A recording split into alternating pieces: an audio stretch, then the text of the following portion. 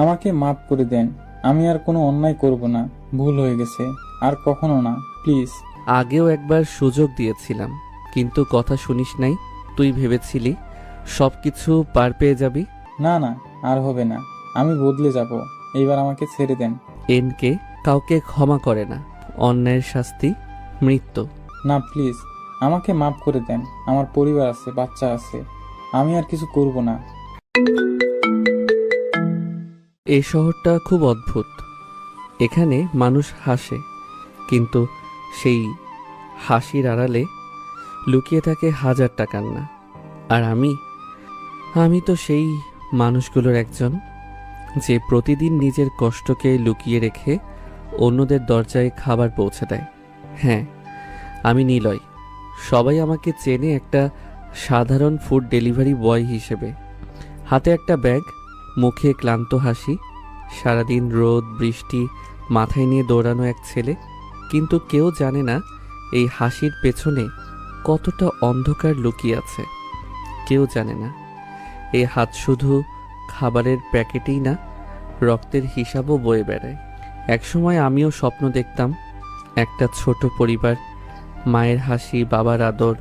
কিন্তু সেই স্বপ্নটা ভেঙে গিয়েছিল খুব নির্মমভাবে। সেদিন রাতে আমি নিজের চোখের সামনে দেখেছিলাম কিভাবে কিছু মানুষ আমার পুরো পৃথিবীটা কেড়ে নিয়েছিল। নিলয় ছাদের রেলিং ধরে আকাশের দিকে তাকিয়ে কথাগুলো ভাবছিল। তার মনে অনেক কষ্ট লুকানো আছে, যা সে সবার সামনে প্রকাশ করতে পারে না। সেদিন আমি মনে মনে ভেবেছিলাম, আমি হব এমন এক ছায়া যার নাম শুনলেই এই শহরের অন্ধকার কেঁপে উঠবে। এই শহরের সবচেয়ে ভয়ঙ্কর নাম হয়ে থাকব, যার পরিচয় কেউ জানবে না, যে বিচার করবে নিজের নিয়মে, যে শাস্তি দিবে তাদের যারা অন্যায় রাজত্ব গড়ে তুলেছে। নিলয় হালকা হেসে আকাশের দিকে তাকাই, যেন আজ সে নিজের সব কষ্ট প্রকাশ করতে চাচ্ছে। কষ্টটা এখনো আছে, ভুলতে পারিনি কিছুই, কিন্তু একটা জিনিস শিখে গেছি, এই দুনিয়ায় বাঁচতে হলে ভালো মানুষ হয়ে নয়, ভয়ঙ্কর মানুষ হয়েই বাঁচতে হয়। হঠাৎ নিলয়ের ফোন বেজে ওঠে। স্ক্রিনে একটা নাম ভেসে ওঠে। গার্ড নিলয় ফোনটা ধরে ধীরে বলে, হ্যাঁ বলো। নতুন কাজ আছে আজ রাতেই। লোকেশন পাঠাও। আজ রাতটা আবার কারো জন্য শেষ রাত হতে চলেছে। ফোনটা কেটে যায়। চারপাশে আবার নীরবতা নেমে আসে। শহরটা তখনও ব্যস্ত, কেউ জানে না এই ব্যস্ততার আড়ালেই তৈরি হচ্ছে কারোর শেষ গল্প। ঠিক তখনই ছাদের দরজাটা কর করে শব্দ করে খুলে যায়। নিলয় পিছনে তাকায়। ম্যানেজার হাঁপাতে হাঁপাতে ছাদের উপর উঠে আসে। তার মুখে তাড়াহুড়োর ছাপ স্পষ্ট। এই নিলয়, এখানে দাঁড়িয়ে কি করছো তুমি? নিচে অনেক কাজ পড়ে আছে। নিলয় চুপচাপ তাকিয়ে থাকে, যেন কিছুই হয়নি। ম্যানেজার আবার বলে, এখনই একটা ডেলিভারি করতে হবে, অনেক বড় লোকের বাড়ি, special order, cake delivery, late করা যাবে না। নিলয়ের ঠোঁটের কোণে হালকা একটা রহস্যময় হাসি ফুটে ওঠে। একদিকে রাতের অন্ধকারে শুরু হতে যাওয়া ভয়ঙ্কর খেলা, আর অন্যদিকে একটা সাধারণ ডেলিভারি। নিলয় ধীরে ধীরে মাথা নেড়ে বলে, ঠিক আছে, যাচ্ছি। কিন্তু তার চোখে যে ঝিলিকটা দেখা গেল, সেটা কোনো সাধারণ ডেলিভারি বয়ের চোখে দেখা যায় না। সেটা ছিল এক ভয়ঙ্কর ঝড়ের আগাম বার্তা। ছাদের হালকা ঠান্ডা বাতাসটা হঠাৎ ধীরে ভারী হয়ে উঠল। নিলয়ের চোখের তখনও সেই অদ্ভুত শান্ত দৃষ্টি, কিন্তু ভেতর ভেতর সে হিসাব করছে সময়ের, কাজের আর বিপদের। এই ডেলিভারিটা কিন্তু সাধারণ না নিলয়, মন্ত্রীর বাড়ি, স্পেশাল কেক। ঠিক আছে, লোকেশন দেন। মন্ত্রীর মেয়ের জন্মদিন, আজ রাত 12টার আগে কেকটা পৌঁছাতেই হবে। 1 সেকেন্ড দেরি হলেও কিন্তু ঝামেলা হয়ে যাবে। নিলয়ের ভুরু কুঁচকে যায়। সে তাড়াতাড়ি হাত ঘড়ির দিকে তাকায়। সময় দেখে তার চোখে এক মুহূর্তের জন্য বিরক্তি আর অবিশ্বাস ফুটে ওঠে। এখন তো 11:50 বাজে। এই সময়ের মধ্যে কিভাবে পৌঁছাবো? এটা কি মজা নাকি? চারপাশে নীরবতা যেন আরো ঘন হয়ে ওঠে। ম্যানেজারের মুখে ওর চাপা টেনশন। সে এক পা এগিয়ে এসে কঠিন গলায় বলে, যেভাবেই হোক যেতে হবে, তোমাকেই যেতে হবে। এই অর্ডার মিস হলে শুধু কোম্পানি না, আমাদের সবার জন্য খুব খারাপ হবে। তুমি বুঝতে পারছো না বিষয়টা কতটা সিরিয়াস? নিলয় কিছুক্ষণ চুপ হয়ে যায়। তার মাথার ভেতর দ্রুত ঘুরতে থাকে হিসাব। একদিকে রাতের মিশন, অন্যদিকে এই অসম্ভব ডেলিভারি। সময় মাত্র 10 মিনিট। এটা কোনোভাবেই সম্ভব না। নিলয় ধীরে ধীরে মাথা নিচু করে ফেলে। এত কম সময়ে কিভাবে সম্ভব? আমি উঠতে তো পারি না। তার কণ্ঠে এবার হালকা অসহায়ত্ব ফুটে ওঠে। যে ছেলেটা কয়েক মিনিট আগেও নিতই কণ্ঠে বলেছিল কারো শেষ রাত হবে, সেই ছেলেটা এখন সময়ের কাছে আটকে গেছে। ম্যানেজার আবার বলে ওঠে, আমি কিছু জানি না নিলয়, তোমাকে যেতেই হবে, নাহলে কিন্তু খুব খারাপ কিছু হয়ে যাবে। উপর থেকে অনেক চাপ আছে। নিলয় এবার চুপচাপ দাঁড়িয়ে থাকে। তার মুঠো ধীরে ধীরে শক্ত হয়ে আসে। চোখের ভেতর সেই ঠান্ডা দৃষ্টি আবার ফিরে আসে। সে মনে মনে ভাবে, বিপদে পড়ে গেলাম। এত তাড়াতাড়ি কিভাবে পৌঁছাবো? তার ঠোঁটের কোণে আবারও হালকা রহস্যময়ী হাসি ফুটে ওঠে। কারণ এই শহরে এমন কিছু রাস্তা আছে যেগুলো সবাই জানে না। আর নিলয়, সে তো শুধু একটা ডেলিভারি বয় না, অন্ধকারের রাজপথগুলোই তার আসল চেনা। সাথে সেই ভারী পরিবেশটা পেছনে ফেলে নিলয় ধীরে ধীরে সিঁড়ি বেয়ে নিচে নামতে থাকে। তার পায়ের শব্দগুলো ফাঁকা বিল্ডিংয়ে অদ্ভুতভাবে প্রতিধ্বনি তুলছিল। প্রতিটা ধাপ যেন তাকে একটা নতুন সিদ্ধান্তের দিকে ঠেলে দিচ্ছিল। নিচে নামতেই দোকানের আলো, মানুষের কোলাহল আর ব্যস্ততার মধ্যে আবার সেই সাধারণ নিলয় ফিরে আসে। মুখে ক্লান্তি, চোখে নির্লিপ্ততা, কিন্তু ভেতরে ভেতরে সে পুরোপুরি হিসাব কষছে।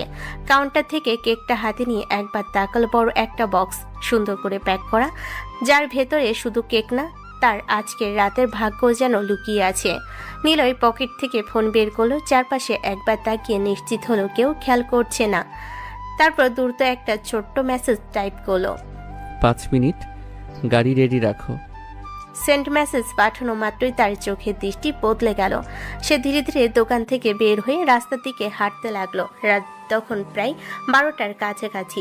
রাস্তায় আলো জ্বলছে, কিন্তু কোথাও একটা অদ্ভুত নীরবতা কাজ করছে। নিলয় একটু দূরে এগোতেই হঠাৎ তার চোখ গিয়ে আটকে গেল রাস্তার পাশে একটা কালো গাড়ি দাঁড়িয়ে আছে। গাড়িটার গ্লাস পুরো কালো, ভেতরে কে আছে বোঝার কোনো উপায় নেই, কিন্তু নিলয়ের ঠোঁটে হালকা একটা পরিচিত হাসি ফুটে ওঠে। সে কোনো দ্বিধা না করে এগিয়ে যায়। গাড়ির দরজা নিজে থেকে খুলে যায়। নিলয় কেকটা হাতে নিয়ে ভেতরে উঠে বসে। দরজা বন্ধ হওয়ার সাথে সাথে গাড়িটা দ্রুত গতিতে ছুটতে শুরু করে। শহরের ব্যস্ত রাস্তা, সিগন্যাল, ভিড়, সবকিছু যেন একে একে পেছনে পড়ে যেতে থাকে। ড্রাইভারের মুখ দেখা যায় না, কিন্তু তার ড্রাইভিং স্পিড দেখে বোঝা যায় এটা কোনো সাধারণ ড্রাইভার না। নিলয় জানালার বাইরে তাকিয়ে থাকে। তার চোখে কোনো ভয় নেই, বরং অদ্ভুত একটা শান্তি। কারণ এই শহরের শর্টকাট, এই শহরের অন্ধকার পথ সব তার চেনা। মাত্র কয়েক মিনিটের মধ্যে গাড়িটা এসে থামে একটা বিশাল আলিশান বাড়ির সামনে। চারপাশে লাইটিং, সিকিউরিটি গার্ড, দেখলে বোঝা যায় এটা কোনো সাধারণ বাড়ি না। নিলয় ধীরে ধীরে গাড়ি থেকে নামে। তার হাতে এখনো কেকটা, মুখে আবার সেই সাধারণ ডেলিভারি বয়ের ভাব। এনে গেটের দিকে এগিয়ে যায়। ভিতরে ঢুকতে পার্টির শব্দ, গান, হাসি সবকিছু কানে ভেসে আসে। কিন্তু এই আনন্দের মাঝে হঠাৎ এক চিৎকার শোনা যায়।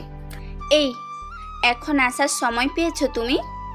সবাই একটু চুপ হয়ে যায়। সবার দৃষ্টি গিয়ে পড়ে দরজার দিকে দাঁড়িয়ে থাকা নিলয়ের ওপর। আর সামনে দাঁড়িয়ে আছে আঁখি, মন্ত্রী মেয়ে, দামি ড্রেসে সাজানো, চোখে রাগ, মুখে বিরক্তি।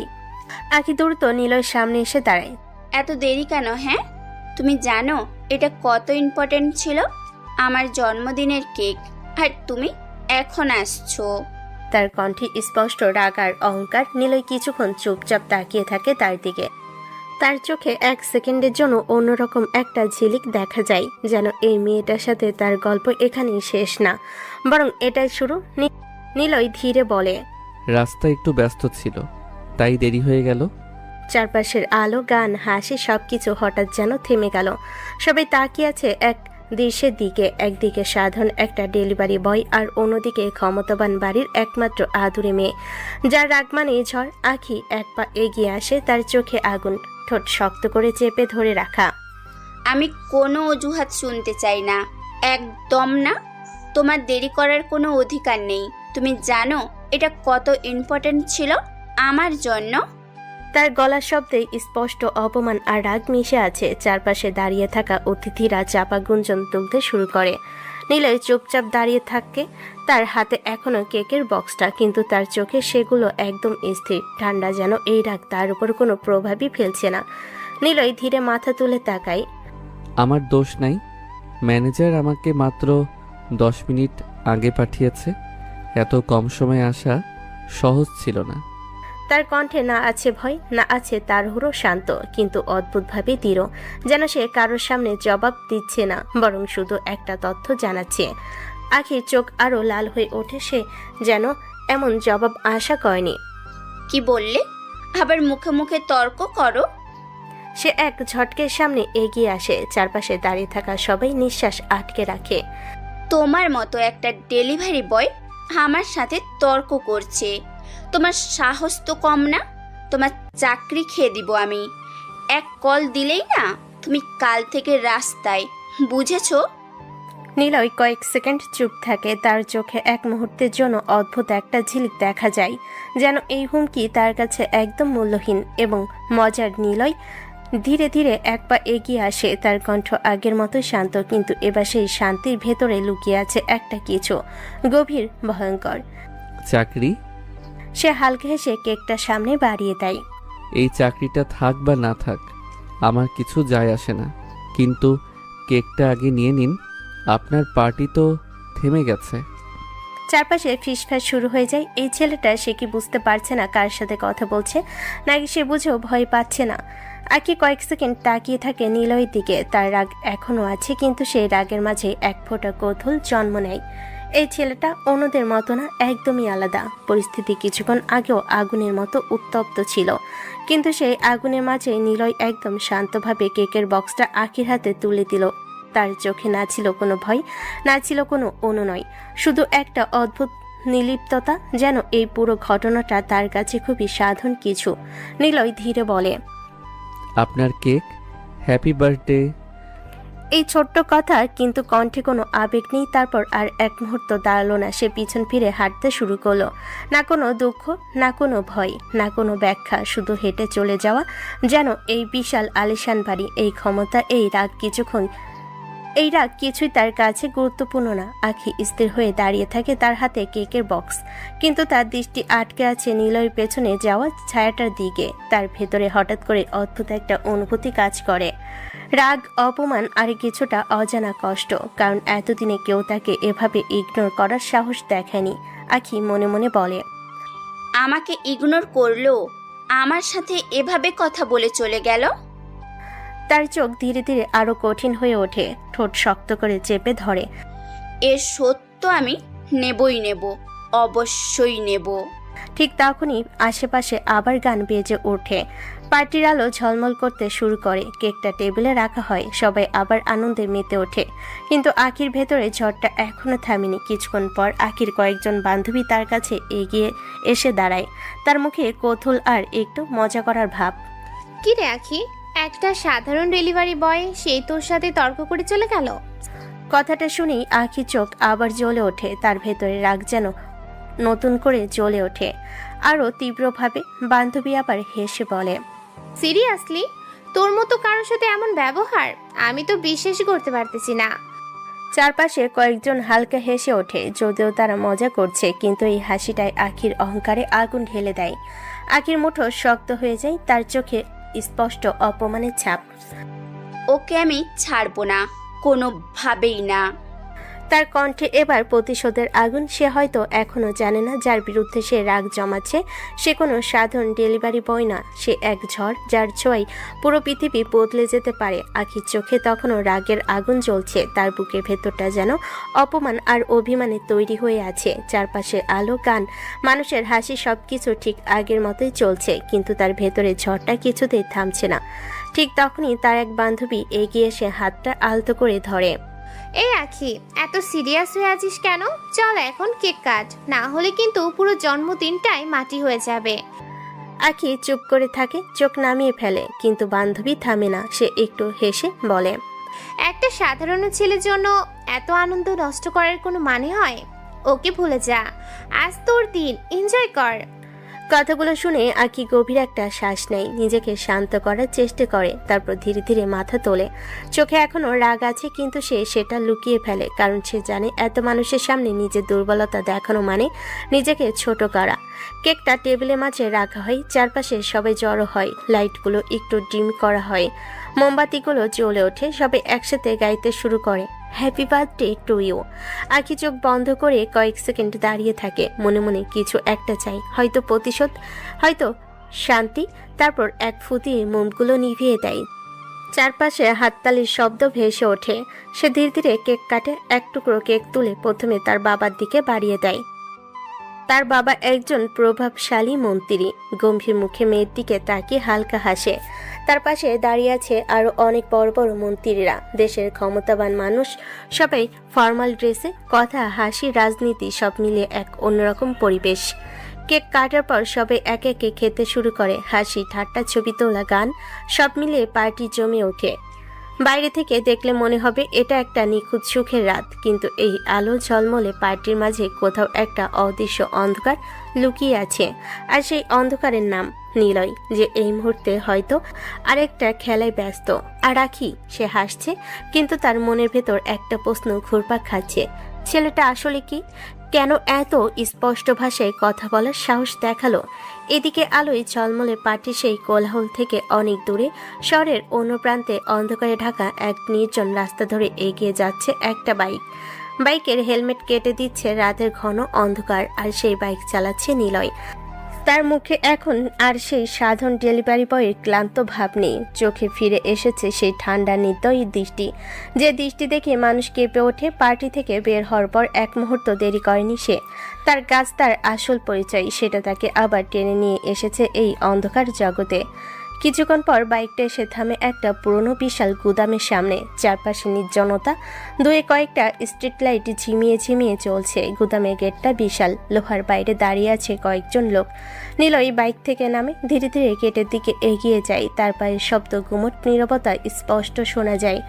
গার্ডরা দূরে থেকেই তাকে দেখে সোজা হয়ে দাঁড়িয়ে যায়, একসাথে মাথা নিচু করে সালাম দেয়।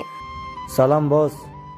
বস, এই একটা শব্দে বদলে যায় সবকিছু। যে ছেলেটাকে কিছুক্ষণ আগে সবাই সাধারণ ডেলিভারি বয় ভাবছিল, এইখানে সেই সবার শাসক। নিলয় কোনো জবাব দেয় না, শুধু হালকা মাথা নাড়িয়ে ভেতরে ঢুকে যায়। গুদামের ভেতরটা অল্প আলোয় ভরা, দেওয়ালের চারপাশে ছায়া নড়াচড়া করছে। মাঝখানে একটা চেয়ারে বেঁধে রাখা হয়েছে একজন মানুষকে, মুখে ভয়, চোখে আতঙ্ক। তার শরীর কাঁপছে, যেন সে জানে তার সামনে কি অপেক্ষা করছে। নিলয় ধীরে ধীরে তার সামনে এগিয়ে গিয়ে দাঁড়ায়, কিছুক্ষণ চুপ করে তাকিয়ে থাকে। তার চোখে কোনো রাগ নেই, শুধু এক অদ্ভুত শীতলতা। আর যেটা আরো ভয়ঙ্কর, নিলয় ধীরে বলে, অনেক অন্যায় করেছ, অনেক মানুষকে কষ্ট দিয়েছ, আজ হিসাব দেওয়ার সময়। লোকটা কাঁপতে কাঁপতে কিছু বলতে চায়, কিন্তু তার গলা দিয়ে কোনো শব্দ বের হয় না। চারপাশে দাঁড়িয়ে থাকা গার্ডরা চুপচাপ, কারণ তারা জানে এখানে একটাই আইন চলে, আর সেই আইনের নাম নিলয়। নিলয় এক পা এগিয়ে আসে, তার ছায়া গিয়ে পড়ে লোকটার মুখের ওপর, আর সেই ছায়ার ভেতরে লুকিয়ে আছে এক ভয়ঙ্কর মানব। গুদামের ভেতরের বাতাসটা যেন আরো ভারী হয়ে উঠছে। নীরবতা এতটাই গভীর যেন একটা ছোট্ট শব্দ বিস্ফোরণের মতো শোনাবে। চেয়ারে বাঁধা লোকটার চোখে তখন শুধু ভয়। সে বুঝে গেছে তার সামনে দাঁড়িয়ে থাকা মানুষটা কোনো সাধারণ কেউ না, তার শেষ সময় হয়তো শুরু হয়ে গেছে। নিলয় ধীরে ধীরে হাতটা পকেটের দিকে নিয়ে যায়, তার প্রতিটা নড়াচড়া হিসেব করে করা। ঠান্ডা স্থির এক মুহূর্ত পর তার হাতে দেখা যায় একটা বন্দুক। গুদামের আলোয় সেটার ধাতব অংশটা ঠান্ডা ঝিলিক দেয়। গার্ডরা চুপ হয়ে যায়, কারণ তারা জানে এখন যা হবে সেটা থামানোর ক্ষমতা কারো নেই। নিলয় কোনো কথা না বলে বন্দুকটা তাক করে। 1 সেকেন্ড, 2 সেকেন্ড, তারপর ধাম। গুলির শব্দে পুরো গুদাম কেঁপে ওঠে। লোকটা চিৎকার করে ওঠে, তার হাতে গুলি লেগেছে, রক্ত ঝরতে থাকে, সে ব্যথায় ছটফট করতে থাকে। নিলয় একদম নির্লিপ্তভাবে তাকিয়ে থাকে, তার চোখে কোনো দয়া নেই, কোনো অনুশোচনা নেই, শুধু ঠান্ডা বিচার। আমাকে মাফ করে দেন, আমি আর কোনো অন্যায় করব না, ভুল হয়ে গেছে, আর কখনো না, প্লিজ। তার কণ্ঠ কাঁপছে, চোখ দিয়ে পানি গড়িয়ে পড়ছে। সে বাঁচতে চায়, যে কোনো মূল্যে বাঁচতে চায়। নিলয় ধীরে ধীরে তার সামনে গিয়ে দাঁড়ায়, তার চোখ সরাসরি লোকটার চোখে। আগেও একবার সুযোগ দিয়েছিলাম। তার কণ্ঠে কোনো জোর নেই, কিন্তু সেই শান্ত গলার ভেতরে লুকিয়ে আছে ভয়ঙ্কর সিদ্ধান্ত। কিন্তু কথা শুনিস নাই, তুই ভেবেছিলি সবকিছু পার পেয়ে যাবি। লোকটা মাথা নাড়তে থাকে, আরো জোরে কাঁদতে থাকে, হাত জোর করে মাপ চেয়ে বলে, না না, আর হবে না, আমি বদলে যাব, এইবার আমাকে ছেড়ে দেন। নিলয় কিছুক্ষণ চুপ থাকে, তারপর ধীরে বলে, এনকে কাউকে ক্ষমা করে না। চারপাশে দাঁড়িয়ে থাকা গার্ডদের শরীর কেঁপে ওঠে, কারণ তারা জানে এই নাম মানে শেষ। নিলয় বন্দুকটা আবার তুলে ধরে। অন্যায়ের শাস্তি মৃত্যু। না প্লিজ, আমাকে মাফ করে দেন। আমার পরিবার আছে, বাচ্চা আছে, আমি আর কিছু করব না। তার কান্না, তার চিৎকার সবকিছু গুদামের দেওয়ালে প্রতিধ্বনিত হয়ে ফিরে আসে, কিন্তু নীলয়ের চোখে কোনো পরিবর্তন আসে না, কোনো দয়া জন্মায় না। সে একদম স্থির, যেন তার সিদ্ধান্ত অনেক আগে নেওয়া হয়ে গেছে। একটা ঠান্ডা নীরবতা নেমে আসে, আর সেই নীরবতার মাঝে দাঁড়িয়ে আছে একটা মানুষ যার কাছে দয়া বলে কিছুই নেই, আর একটা মানুষ যে শেষবারের মতো বাঁচার চেষ্টা করছে, কিন্তু এই খেলায় শেষটা সবসময় একটাই, মৃত্যু। গুদামের ভেতর তখন নেমে এসেছে এক অস্বাভাবিক নীরবতা, যে নীরবতা শব্দে ভাঙ্গে না, ভাঙ্গে শুধু মৃত্যুর সিদ্ধান্তে। লোকটার কান্না, অনুনয় আর বাচ্চার আকুতি সবকিছু মিলিয়ে বাতাস ভারী হয়ে আছে, কিন্তু সেই ভারের মাঝেও নিলয়ের চোখে কোনো কম্পন নেই, না রাগ না দ্বিধা, শুধু এক শীতল সমাপ্তি। নিলয় ধীরে ধীরে বন্দুকটা সোজা করে ধরে। এক মুহূর্তের জন্য চারপাশ যেন থেমে যায়। লোকটার চোখ বিস্ফোরিত, সে বুঝে গেছে আর ফিরে যাওয়ার রাস্তা নেই। প্লিজ আমাকে মাফ করে দেন। আমি আর কখনো। কথা শেষ হওয়ার আগেই ধাম গুলির শব্দ গুদামের দেওয়ালে প্রতিধ্বনিত হয়ে ফিরে আসে। লোকটার শরীর এক ঝটকায় থেমে যায়, তার অনুনয়, তার ভয়, তার আশা সবকিছু মুহূর্তে স্তব্ধ হয়ে যায়। মাটিতে নেমে আসে চূড়ান্ত নীরবতা। নিলয় বন্দুকটা আস্তে করে নামিয়ে নেয়। তার মুখে কোনো পরিবর্তন নেই, যেন এটা কোনো ঘটনা না, শুধু এটা কাজ শেষ হলো। সে গার্ডদের দিকে তাকিয়ে শান্ত গলায় বলে, ওকে রাস্তায় ফেলে আসো, যাতে সবাই দেখে আর বুঝে অন্যায় করলে কি পরিণতি হয়। গার্ডরা এক মুহূর্ত চুপ থাকে, তারপর মাথা নিচু করে সাড়া দেয়। জি বস। তারপর দ্রুত লোকটা নিথর দেহটা সরিয়ে নিয়ে যায় তারা। রাতের অন্ধকারে গুদাম থেকে বের করে রাস্তায় ফেলে দেওয়া হয় তাকে, একটা বার্তা হয়ে, একটা ভয় হয়ে, যাতে শহরের প্রতিটা কোণে ছড়িয়ে পড়ে অন্যায় মানে শেষ। কিছুক্ষণ পর নিলয় গুদাম থেকে বের হয়ে আসে। বাইরের ঠান্ডা বাতাস তার মুখে লাগে, কিন্তু তার ভেতরের অনুভূতিতে কোনো পরিবর্তন নেই। সে বাইকে উঠে বসে, ইঞ্জিন স্টার্ট দেয় আর ধীরে ধীরে অন্ধকারের রাস্তা ধরে এগিয়ে চলে, যেন কিছুই হয়নি, যেন এই শহরের সবচেয়ে ভয়ঙ্কর সত্যটা সে শুধু আরেকটা দিনের মতো শেষ করেছে। কিছু সময় পর সে এসে পৌঁছে তার সাধারণ ভাড়া পাশে একটা পুরনো 5তলা বিল্ডিং, মাঝারি মানের ঘর। দরজা খুলেই একটা ছোট্ট রুম, সাধারণ বিছানা, একটা টেবিল আর কিছু এলোমেলো জিনিসপত্র। এই রুমটাই তার দিনের সবচেয়ে বড় ছদ্মবেশ। ভেতরে আগে থেকেই একজন ছেলে বসেছিল, তার বয়স নিলয়ের কাছাকাছি, চেহারায় ক্লান্তি থাকলেও চোখে বন্ধুত্বের উষ্ণতা। সে নিলয়কে দেখে হালকা হেসে বলে, লিলি, আজকে অনেক দেরি হলো মনে হয়। নিলয় দরজা বন্ধ করে ভেতরে ঢুকে জ্যাকেটটা খুলে রাখে। তার মুখে আবার সেই সাধারণ ছেলের ছাপ ফিরে আসে। হ্যাঁ, একটু কাজ বেশি ছিল। ছেলেটা বিছানা থেকে উঠে আসে, হালকা মজা করে বলে, তুই তো শুধু ডেলিভারি বয়, তোর আবার কাজ বেশি কিভাবে হয়? নিলয় এক মুহূর্ত চুপ করে থাকে, তারপর হালকা একটা হাসি দেয়, একটা এমন হাসি যার ভেতরে লুকিয়ে আছে হাজারটা অন্ধকার সত্য। সব কাজই তো সবার মতো না, কিছু কাজ রাতে করতে হয়। ছেলেটা কিছু বুঝতে না পেরে হেসে ফেলে, আর নিলয় চুপচাপ জানালার দিকে তাকায়। বাইরের শহরটা এখনো জেগে আছে। রাত তখন ধীরে ধীরে গভীর হয়ে আসছে। শহরের ব্যস্ততা কমে গেল, বাতাসে এখনো ভেসে বেড়াচ্ছে দিনের ক্লান্তি। নিলয়ের ভাড়া বাসার ছোট্ট রুমটায় একটা আলাদা ধরনের শান্তি, যেখানে বাইরে যতই অন্ধকার থাকুক, ভেতরে এক টুকরো স্বাভাবিক জীবন এখনো বেঁচে আছে। রাফি বিছানা থেকে উঠে আলতো করে গলা পরিষ্কার করে বলে ওঠে, এই নিলয়, হাত মুখ ধুয়ে আয়, খেতে দিই, অনেকক্ষণ ধরে অপেক্ষা করছি। তার কণ্ঠে কোনো জাঁকজমক নেই, না কোনো রাগ, না কোনো আদেশ, শুধু একজন বন্ধুর সহজ স্বাভাবিক ডাক। নিলয় জ্যাকেটটা চেয়ারের উপর রেখে ধীরে তার দিকে তাকায়। তার চোখে ক্লান্তির ছায়া, মুখে হালকা শান্ত ভাব। কি রান্না করেছিস আজ? রাফি একটু হেসে কাজ ঝাঁকায়, তার হাসিতে লুকানো থাকে একরকম বাস্তবতা। গরিব মানুষের গরিব খাবার, যা আছে তাই, পেট ভরলেই হলো। এই কথাটা বলার সময় তার মুখে কোনো অভিযোগ নেই, বরং এক ধরনের অভ্যস্ততা, যেন এই জীবনটাই তার কাছে স্বাভাবিক। নিলয় কিছুক্ষণ চুপ করে থাকে, তারপর ধীরে ধীরে মাথা নাড়ায়। ঠিক আছে, আমি গোসল করে আসি। নিলয় বাথরুমের দিকে চলে যায়, পেছনে রেখে যায় দিনের সমস্ত ভার, রক্ত, সিদ্ধান্ত, শাস্তি, সবকিছু যেন এক মুহূর্তের জন্য ধুয়ে ফেলার চেষ্টা। কিছুক্ষণ পর সে বের হয়ে আসে। সাধন একটা টি শার্ট পরে, চুল ভেজা, মুখে ক্লান্তি কমে গিয়ে এক ধরনের শান্ত ভাব, যেন সে আবার সেই সাধন ছেলে যার কোনো ভয়ঙ্কর পরিচয় নেই। দুজনে মাটিতে বসে পড়ে ছোট্ট টেবিলের পাশে। সামনে সাধন খাবার, ভাত ডাল একটু ভাজি, কিন্তু সেই সাধন খাবারের মাঝে যেন একটা অদ্ভুত উষ্ণতা। রাফি প্রথম লোকমা খেতে খেতে বলে, আজ কাজ কেমন গেল? অনেক কষ্ট হয়েছে নাকি? নিলয় একটু থামে, চামচটা হাতে ধরে রাখে কিছুক্ষণ। তার চোখ এক মুহূর্তের জন্য দূরে কোথাও হারিয়ে যায়, তারপর খুব স্বাভাবিক গলায় বলে, কাজ তো কাজই, কখনো সহজ কখনো কঠিন। রাফি মাথা নাড়ে, বেশি কিছু না ভেবে আবার খেতে শুরু করে, কারণ সে জানে নিলয় বেশি কথা বলে না, আর তার এই নীরবতায় তার পরিচয়। দুজনেই চুপচাপ খেতে থাকে, কখনো হালকা হাসি, কখনো সাধারণ গল্প। রাফি কোনো মজার ঘটনা বলে, নিলয় হেসে ফেলে। এই হাসিটা খুব সাধারণ, খুব স্বাভাবিক, যেটা দেখে কেউ ভাবতে পারবে না এই একই মানুষ কয়েক ঘন্টা আগে অন্যায় বিচার করেছে। রাত ধীরে ধীরে আরো গভীর হয়ে যায়। ঘরের ভেতর আলোটা একটু হলুদা ভাব, দেওয়ালে ছায়া নড়াচড়া করে, আর সেই ছোট্ট রুমে বসে দুই বন্ধু খেয়ে যাচ্ছে একটা সাধারণ জীবন একটা অস্বাভাবিক মানুষকে ঘিরে।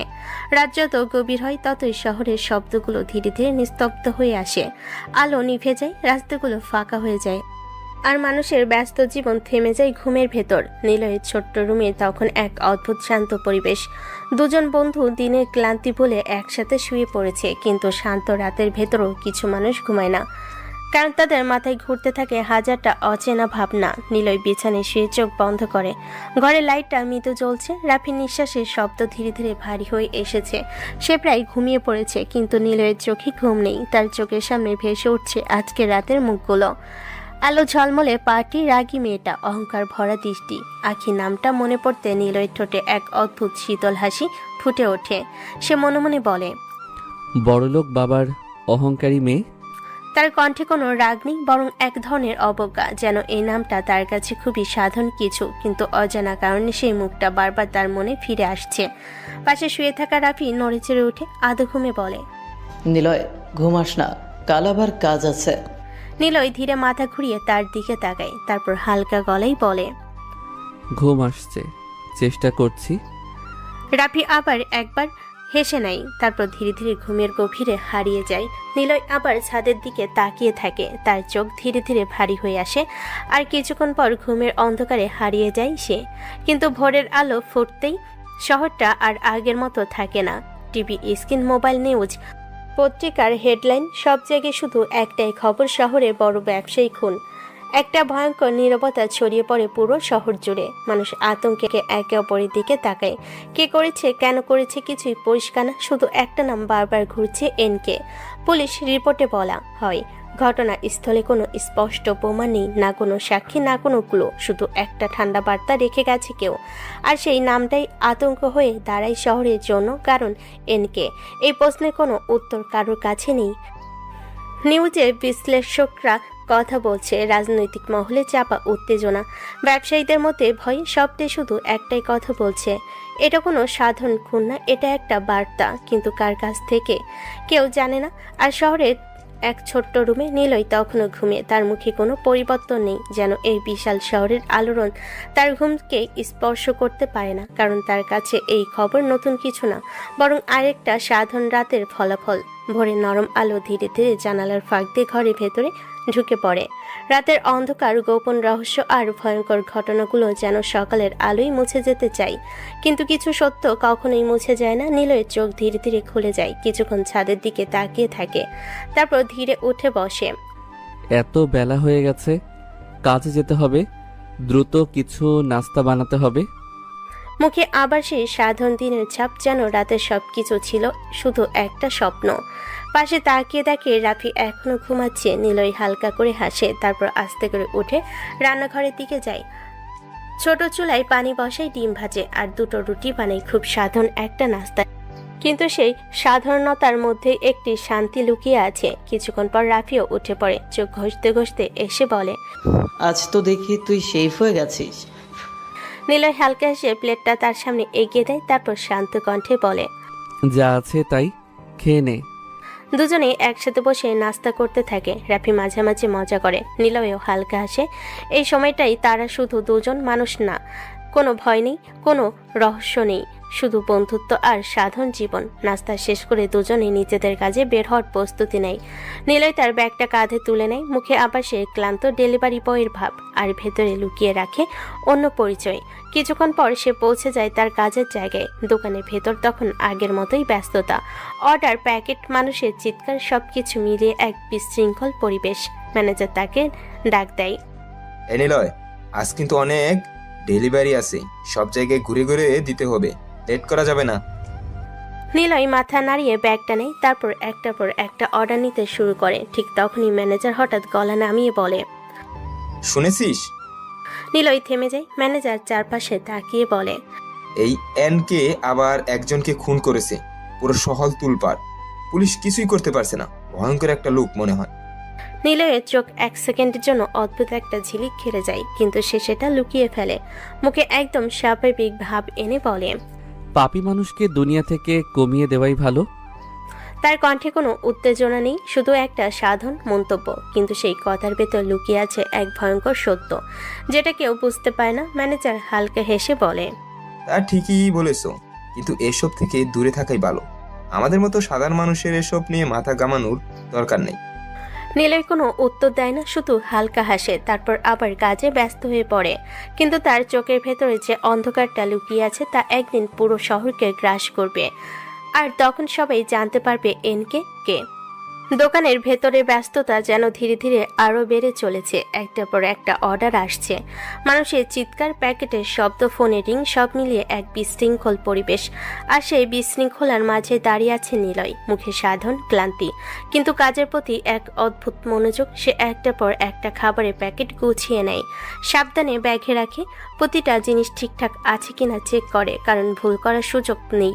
এই সাধারণ কাজটাই তার ছদ্মবেশে সব প্রস্তুত হয়ে গেল। সে ব্যাগটা কাঁধে তোলে, বাইকের কাছে গিয়ে সব প্যাকেট সুন্দর করে সেট করে রাখে, একটা গভীর শ্বাস নেয়, তারপর ইঞ্জিন স্টার্ট দেয়। বাইকটা ধীরে ধীরে রাস্তায় নেমে আসে। শহরের ব্যস্ত রাস্তা, চারপাশে গাড়ির হর্ন, মানুষের ভিড়, সব কিছুর মাঝে সে দক্ষভাবে বাইক চালিয়ে এগিয়ে যেতে থাকে।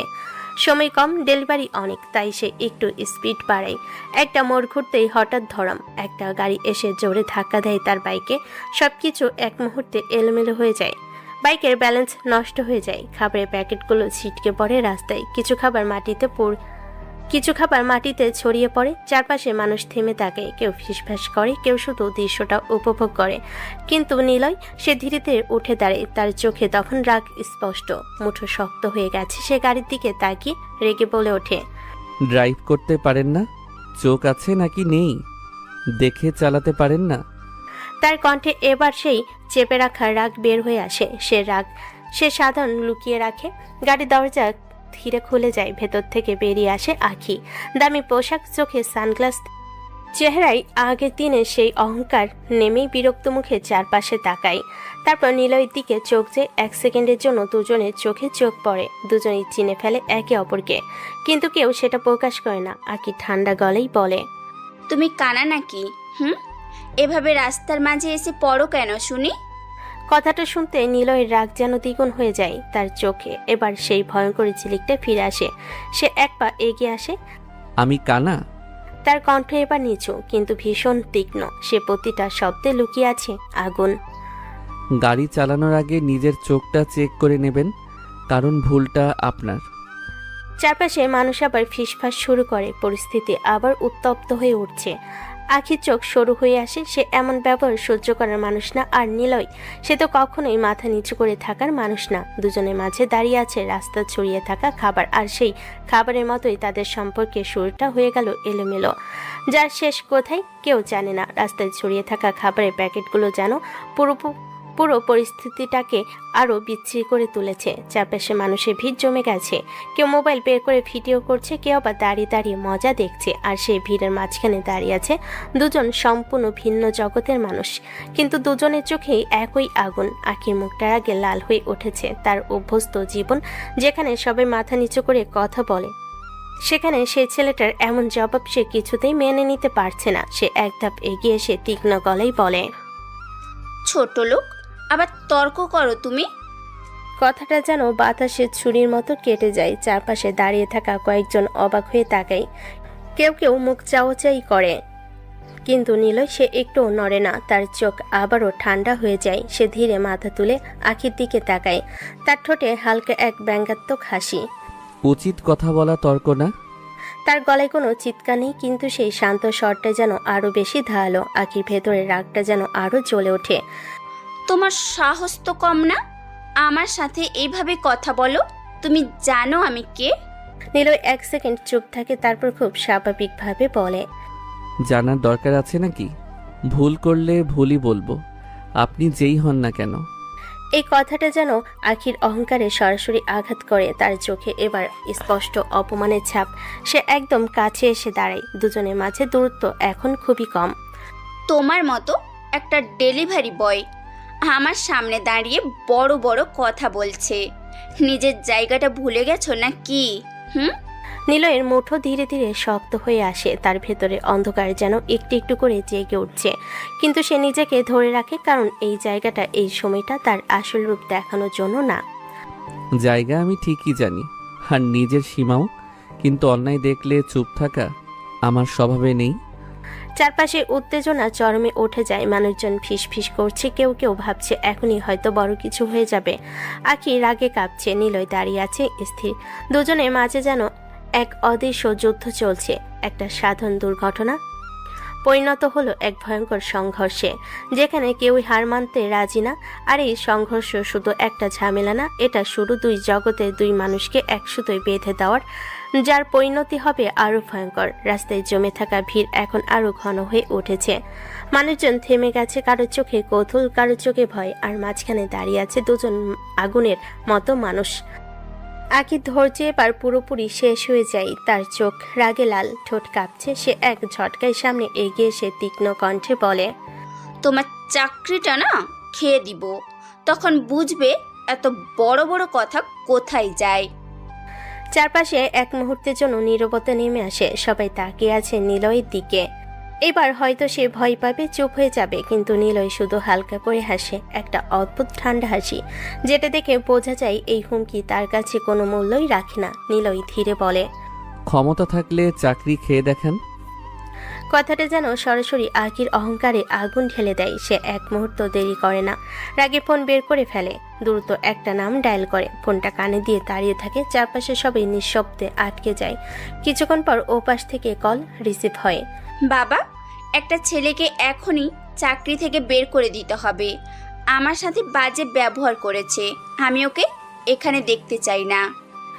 ওপাশে কয়েক সেকেন্ড নীরবতা, তারপর শান্ত গম্ভীর কণ্ঠ ভেসে আসে।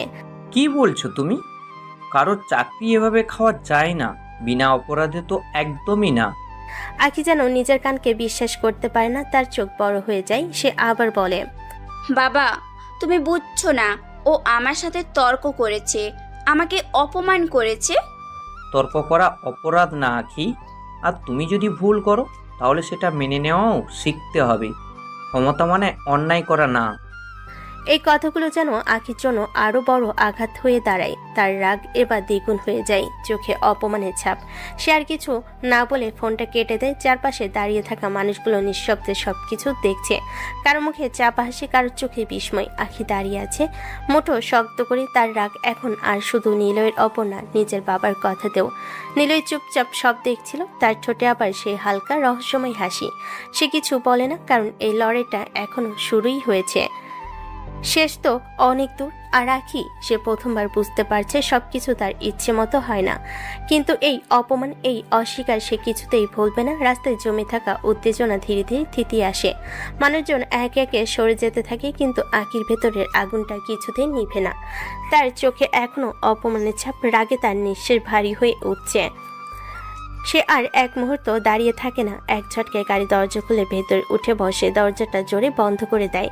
তার সেই আচরণে বোঝা যায় সে এখন কতটা রেগে আছে। গাড়িটা স্টার্ট নেই। এক ঝটকায় সামনে এগিয়ে যায়। পেছনে পড়ে থাকে ছড়িয়ে থাকা খাবার আর দাঁড়িয়ে থাকা নিলয়। নিলয় কিছুক্ষণ চুপচাপ দাঁড়িয়ে থাকে। তার চোখে কোনো দুঃখ নেই, শুধু একটা অদ্ভুত চিন্তার ছায়া। তারপর ধীরে ধীরে সে নিচে পড়ে থাকা প্যাকেটগুলোর দিকে তাকায়। সব খাবার নষ্ট হয়ে গেছে, ডেলিভারি দেওয়ার মতো কিছুই নেই। সে একটা দীর্ঘশ্বাস ফেলে তারপর বাইকটা তুলে আর দোকানের দিকে রওনা দেয়। শহরের ভিড়ের মাঝে আবার মিশে যায় একজন সাধারণ ডেলিভারি বয়ের মতো। দোকানে ঢুকতে ম্যানেজার অবাক হয়ে তাকায়। এ নিলয়, ফিরে এলে কেন? ডেলিভারি দিলা না? নিলয় শান্তভাবে ব্যাগটা নামিয়ে রাখে, তার কণ্ঠে কোনো অস্থিরতা নেই। খাবারগুলো পড়ে নষ্ট হয়ে গেছে, আমার বেতন থেকে কেটে নেবেন। কথাটা শুনে ম্যানেজার কয়েক সেকেন্ড চুপ হয়ে থাকে, তারপর একটু বিরক্ত হয়ে বলে, বেতন থেকে কাটতে হবে কেন? অ্যাক্সিডেন্ট হতেই পারে, এটা তো ইচ্ছা করে করো নাই। সে আবার প্যাকেটগুলোর দিকে তাকায়, তারপর একটু নরম গলায় বলে, এগুলো বাদ দাও, নতুন করে প্যাকেট বানিয়ে দিচ্ছি, আবার ডেলিভারি দিয়ে আসো। নীলের কিছু না বলে শুধু মাথা নাড়ে। তার ভেতরে যেন সবকিছু খুব সহজভাবে গ্রহণ করার অভ্যাস হয়ে গেছে। কোনো অভিযোগ নেই, কোনো অজুহাত নেই, শুধু কাজ। আবার নতুন করে খাবার প্যাকেট করা হয়, নীলই সেগুলো যত্ন করে ব্যাগে ভরে। বাইকের কাছে গিয়ে সব ঠিকঠাক করে সেট করে, একটা গভীর শ্বাস নেয়। তার চোখে আবার সেই সাধারণ ক্লান্তি, কিন্তু কোথাও যেন লুকিয়ে আছে অন্যরকম কিছু, যাকে ও দেখতে পায় না। সে বাইকে উঠে বসে, ইঞ্জিন স্টার্ট দেয় আর ধীরে ধীরে আবার রাস্তায় বেরিয়ে পড়ে, একটা সাধারণ কাজের অজুহাতে, একটা অস্বাভাবিক জীবনের গল্প নিয়ে, যেখানে প্রতিটা দিন নতুন কোনো ঘটনার অপেক্ষায় থাকে। গাড়িটা দ্রুত শহরের রাস্তা পেরিয়ে এসে থামে এক নামি রেস্টুরেন্টের সামনে। চারপাশে ঝকমকে আলো, গ্লাসের দেওয়ালে প্রতিফলিত হচ্ছে শহরের রঙিন জীবন।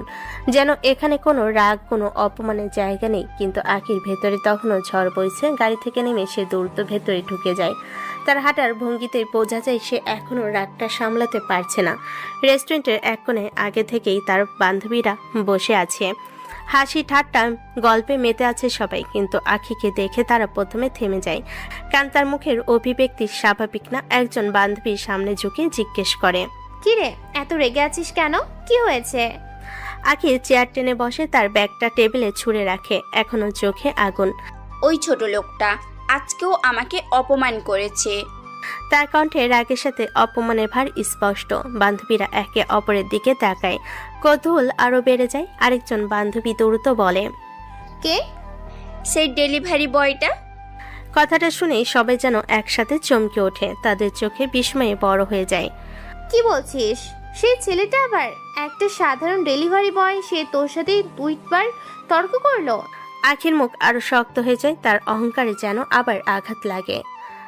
হ্যাঁ, আর আজ তো সীমা ছাড়িয়ে গেছে, রাস্তার মাঝে দাঁড়িয়ে আমার সাথে তর্ক করেছে। তার কণ্ঠ এখন শুধু রাগ না, একটা চ্যালেঞ্জও লুকিয়ে আছে। বান্ধবীরা অবাক হয়ে তাকিয়ে থাকে, কারণ তারা জানে আখির সাথে কেউ এমন আচরণ করার সাহস পায় না। একজন ধীরে বলে, ছেলেটা কে রে? এত সাহস কোথা থেকে আসে ওর? আখি কিছুক্ষণ চুপ থাকে, তার চোখে চিন্তার ছায়া, রাগের মাঝেও একটা কৌতূহল। জানি না, কিন্তু ওকে আমি ছাড়বো না। তার কণ্ঠে এবার স্পষ্ট প্রতিশোধের প্রতিশ্রুতি, একটা অদ্ভুত সম্পর্কের যেখানে রাগ, অহংকার আর রহস্য একসাথে জড়িয়ে যাচ্ছে। সারাদিনের ক্লান্তি যেন শরীরের প্রতিটা কোণে জমে আছে। রোদ, ধুলো, ট্রাফিক, মানুষের বিরক্তি সবকিছু পার করে অবশেষে সন্ধ্যার পর নিলয় আবার ফিরে আসে তার ছোট্ট ভাড়া বাসায়। দরজাটা খুলতে সেই পরিচিত পরিবেশ, ছোট্ট ঘর, সাধারণ জীবন, যেখানে কোনো বিলাসিতা নেই, কিন্তু আছে এক টুকরো শান্তি। রাফি মাটিতে বসে মোবাইল নিয়ে কিছু দেখছিল। নিলয়কে ঢুকতে দেখে মুখ তুলে তাকাই, তার চোখে হালকা দুষ্টামি মাখা হাসি। কি ভাই, আজ তো দেখি মুড বেশ ভালো, মুখে হাসি লেগে আছে। কিছু স্পেশাল হয়েছে নাকি? নিলয় জুতা খুলে ভেতর ঢুকে ব্যাগটা একপাশে রেখে দেয়। তার ঠোঁটে হালকা একটা তৃপ্তির হাসি, যেটা সে সাধারণত লুকিয়ে রাখে। আজকে একটু শান্তি লাগছে। হ্যাপি ভুরুকুচকে উঠে বসে, কৌতূহল আরো বেড়ে যায়। শান্তি? ডেলিভারি দিয়ে শান্তি পাওয়া যায় নাকি? নিলয় একটু হেসে দেয়, তার চোখে এক ঝলক দুষ্টামি খেলে যায়। একটা বড়লোকের মেয়েকে জব্দ করে দিয়েছি, তাই ভালো লাগছে। রাফি একদম অবাক হয়ে যায়, মুখ হা হয়ে যায় তার। সে কৌতূহল নিয়ে বলে, কি বলিস তুই? বড়লোকের মেয়ে কিভাবে? নিলয় বিছানায় বসে পড়ে, তারপর ধীরে ধীরে পুরো ঘটনা বলতে শুরু করে। রাস্তার অ্যাক্সিডেন্ট, খাবার পড়ে যাও, আখির সাথে তর্ক, তার রাগ, তার হুমকি, সবকিছু। রাফি মন দিয়ে শুনে মাঝে মাঝে হেসে ফেলে, মাঝে মাঝে অবাক হয়, শেষে মাথা নাড়িয়ে বলে, ভাই তুই তো দেখি একদম আগুনে হাত দিয়ে আসছিস, ওরকম মেয়েরা কিন্তু ছাড় না। নিলয় হালকা হাসে, তার চোখে কোনো ভয় নেই, শুধু একটা অদ্ভুত আত্মবিশ্বাস। দেখা যাবে। ঘরের ভেতর আবার সেই সাধারণ বন্ধুত্বের পরিবেশ ফিরে আসে। দুজন হাসে, গল্প করে, কিন্তু এই হাসির আড়ালে লুকিয়ে আছে একটা নতুন ঝড়ের শুরু। কারণ একদিকে আখির অহংকার, অন্যদিকে নিলয়ের অন্ধকার। এই দুইয়ের সংঘর্ষ কখনোই সাধারণ কিছু হয় না। রাত ধীরে ধীরে আরো গভীর হয়ে উঠছে। ঘরের ভেতরে হালকা আলো, খাওয়ার প্লেটগুলো একপাশে সরিয়ে রাখা, সাধারণ খাবার কিন্তু তাতে ভরপুর তৃপ্তি। দিনভর ক্লান্তির পর এই ছোট্ট সময়টাই যেন তাদের সবচেয়ে প্রিয়। নিলয় আর রাফি মাটিতে হেলান দিয়ে বসে আছে। দুজনেই খাওয়া শেষ করে হালকা গল্পে মেতে উঠেছে। রাফি মাঝে মাঝে মজা করে, নিলয়ও হালকা হেসে উত্তর দেয়। এই সময়টাই তারা শুধু দুজন বন্ধু, না কোনো রহস্য, না কোনো ভয়ঙ্কর পরিচয়। রাফি হেসে বলে, আজকে তো দেখি তুই হিরো হয়ে গেছিস, বড় লোকের মেয়ের সাথে ঝগড়া করে আসছিস। নিলয় হালকা মাথা নাড়ে, তার চোখে সেই দুষ্টু মিষ্টি হাসি। হিরো না, শুধু ঠিক কথাটা বলেছি। দুজনেই আবার হেসে ওঠে। ঘরের ভেতরে এক মুহূর্তের জন্য সবকিছু খুব স্বাভাবিক লাগে, কিন্তু এই স্বাভাবিকতা বেশিক্ষণ থাকে না। হঠাৎ নিলয়ের ফোনটা কেঁপে ওঠে। রাতের নিস্তব্ধতার সেই শব্দটা আলাদা করে কানে লাগে। স্ক্রিনে ভেসে ওঠে গার্ড। নিলয়ের মুখের হাসিটা ধীরে ধীরে মিলিয়ে যায়, চোখের দৃষ্টি বদলে যায়, আবার ফিরে আসে সেই ঠান্ডা নিলিপ্ত ভাব। সে ফোনটা রিসিভ করে। হ্যাঁ বলো। বস, নতুন মিশন, লোকটা ধরা পড়েছে, আপনার অপেক্ষায় আছে। এক মুহূর্তের জন্য ঘরটা যেন নিস্তব্ধ হয়ে যায়। নিলয় চোখ বন্ধ করে এক সেকেন্ড ভাবে, তারপর ধীরে বলল, আমি আসছি। ফোনটা কেটে যায়। রাফি কিছুটা অবাক হয়ে তাকায়। এই রাতে আবার কোথায় যাবি? নিলয় উঠে দাঁড়ায়, তার মুখে আবার সেই রহস্যময় শান্ত ভাব।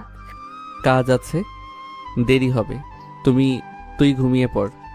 রাফি কিছু বলতে গিয়ে থেমে যায়, কারণ সে জানে নিলয়ের কিছু প্রশ্নের উত্তর সে কখনোই পাবে না। নিলয় জ্যাকেটটা পরে দরজার কাছে এসে একবার পিছনে তাকায়। এই ছোট্ট রুম, এই সাধারণ জীবন, সবকিছু যেন এক মুহূর্তের জন্য থেমে থাকে। তারপর সে দরজাটা খুলে বাইরে বেরিয়ে যায়। রাতের অন্ধকার আবার তাকে নিজের মধ্যে টেনে নেয়। বাইক স্টার্ট হয় আর সে দ্রুত ছুটে যায় সেই অজানা গন্তব্যে। কিছুক্ষণ পর সে পৌঁছে যায় সেই পুরনো গুদামের সামনে, যেখানে তার আসল রাজত্ব।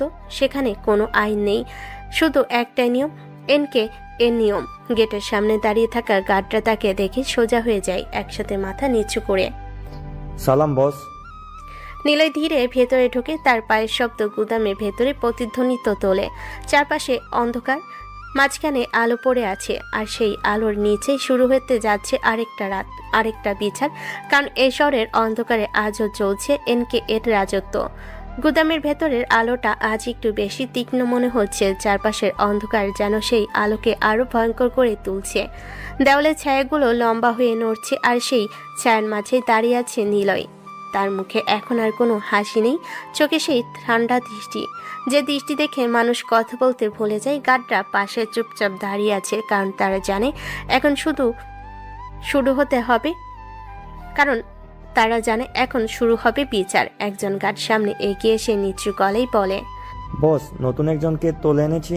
অনেকদিন ধরে এলাকায় চাঁদাবাজি করছিল, মানুষকে ভয় দেখিয়ে টাকা নিচ্ছিল, কেউ কিছু বলতে পারছিল না, আজকেই হাতে পেয়েছি। নিলয় ধীরে ধীরে মাথা নাড়ে, তার চোখে কোনো বিস্ময় নেই, যেন এসব তার কাছে খুবই স্বাভাবিক। সে ধীরে সামনে এগিয়ে যায়। মাঝখানে একটা চেয়ার বাঁধা, একজন লোক, মুখে ভয়, শরীর কাঁপছে, তার চোখে আতঙ্ক স্পষ্ট। সে বুঝে গেছে তার সামনে কে দাঁড়িয়ে আছে। নিলয় কিছুক্ষণ চুপ করে তার দিকে তাকিয়ে থাকে। নীরবতা আরো ভারী হয়ে ওঠে। লোকটার নিঃশ্বাসের শব্দ যেন শোনা যাচ্ছে। বস, আমি ভুল করেছি, আর করব না, আমাকে মাফ করে দেন। তার কণ্ঠ কাঁপছে, চোখ দিয়ে পানি গড়িয়ে পড়ছে। সে বাঁচতে চায়, কিন্তু এখানে বাঁচার সুযোগ খুব কম। নিলয় ধীরে বলে, কতদিন ধরে মানুষকে ভয় দেখিয়ে টাকা নিচ্ছিস? ভুল হয়ে গেছে বস, টাকার দরকার ছিল তাই। নীলের চোখে এক মুহূর্তের জন্য কঠোরতা আরো বাড়ে। টাকার জন্য মানুষকে কাঁদিয়েছিস, তাদের ঘরের শান্তি নষ্ট করেছিস। সে একবার এগিয়ে আসে, তার ছায়া গিয়ে পড়ে লোকটার মুখে। এখন সময় এসেছে নিজের কাজের হিসাব দেওয়ার। পাশে দাঁড়িয়ে থাকা গার্ডরা নিঃশব্দ, কারণ তারা জানে এই বিচার থামবে না, কেউ থামাতে পারবে না। লোকটা কাঁদতে থাকে, মাথা নিচু করে অনুনয় করে, আর করব না বস, একবার সুযোগ দেন, শেষবার। নিলয় কিছুক্ষণ চুপ থাকে, তার চোখে আবার সেই শীতল নির্লিপ্ততা ফিরে আসে। যে দৃষ্টিতে দয়া নেই, শুধু সিদ্ধান্ত। গুদামের ভেতর বাতাস ভারী হয়ে ওঠে। সবাই অপেক্ষা করছে কি হবে এখন, কারণ তারা জানে এখানে বিচার মানে শাস্তি নিশ্চিত, আর সেই শাস্তি সবসময় ভয়ঙ্কর।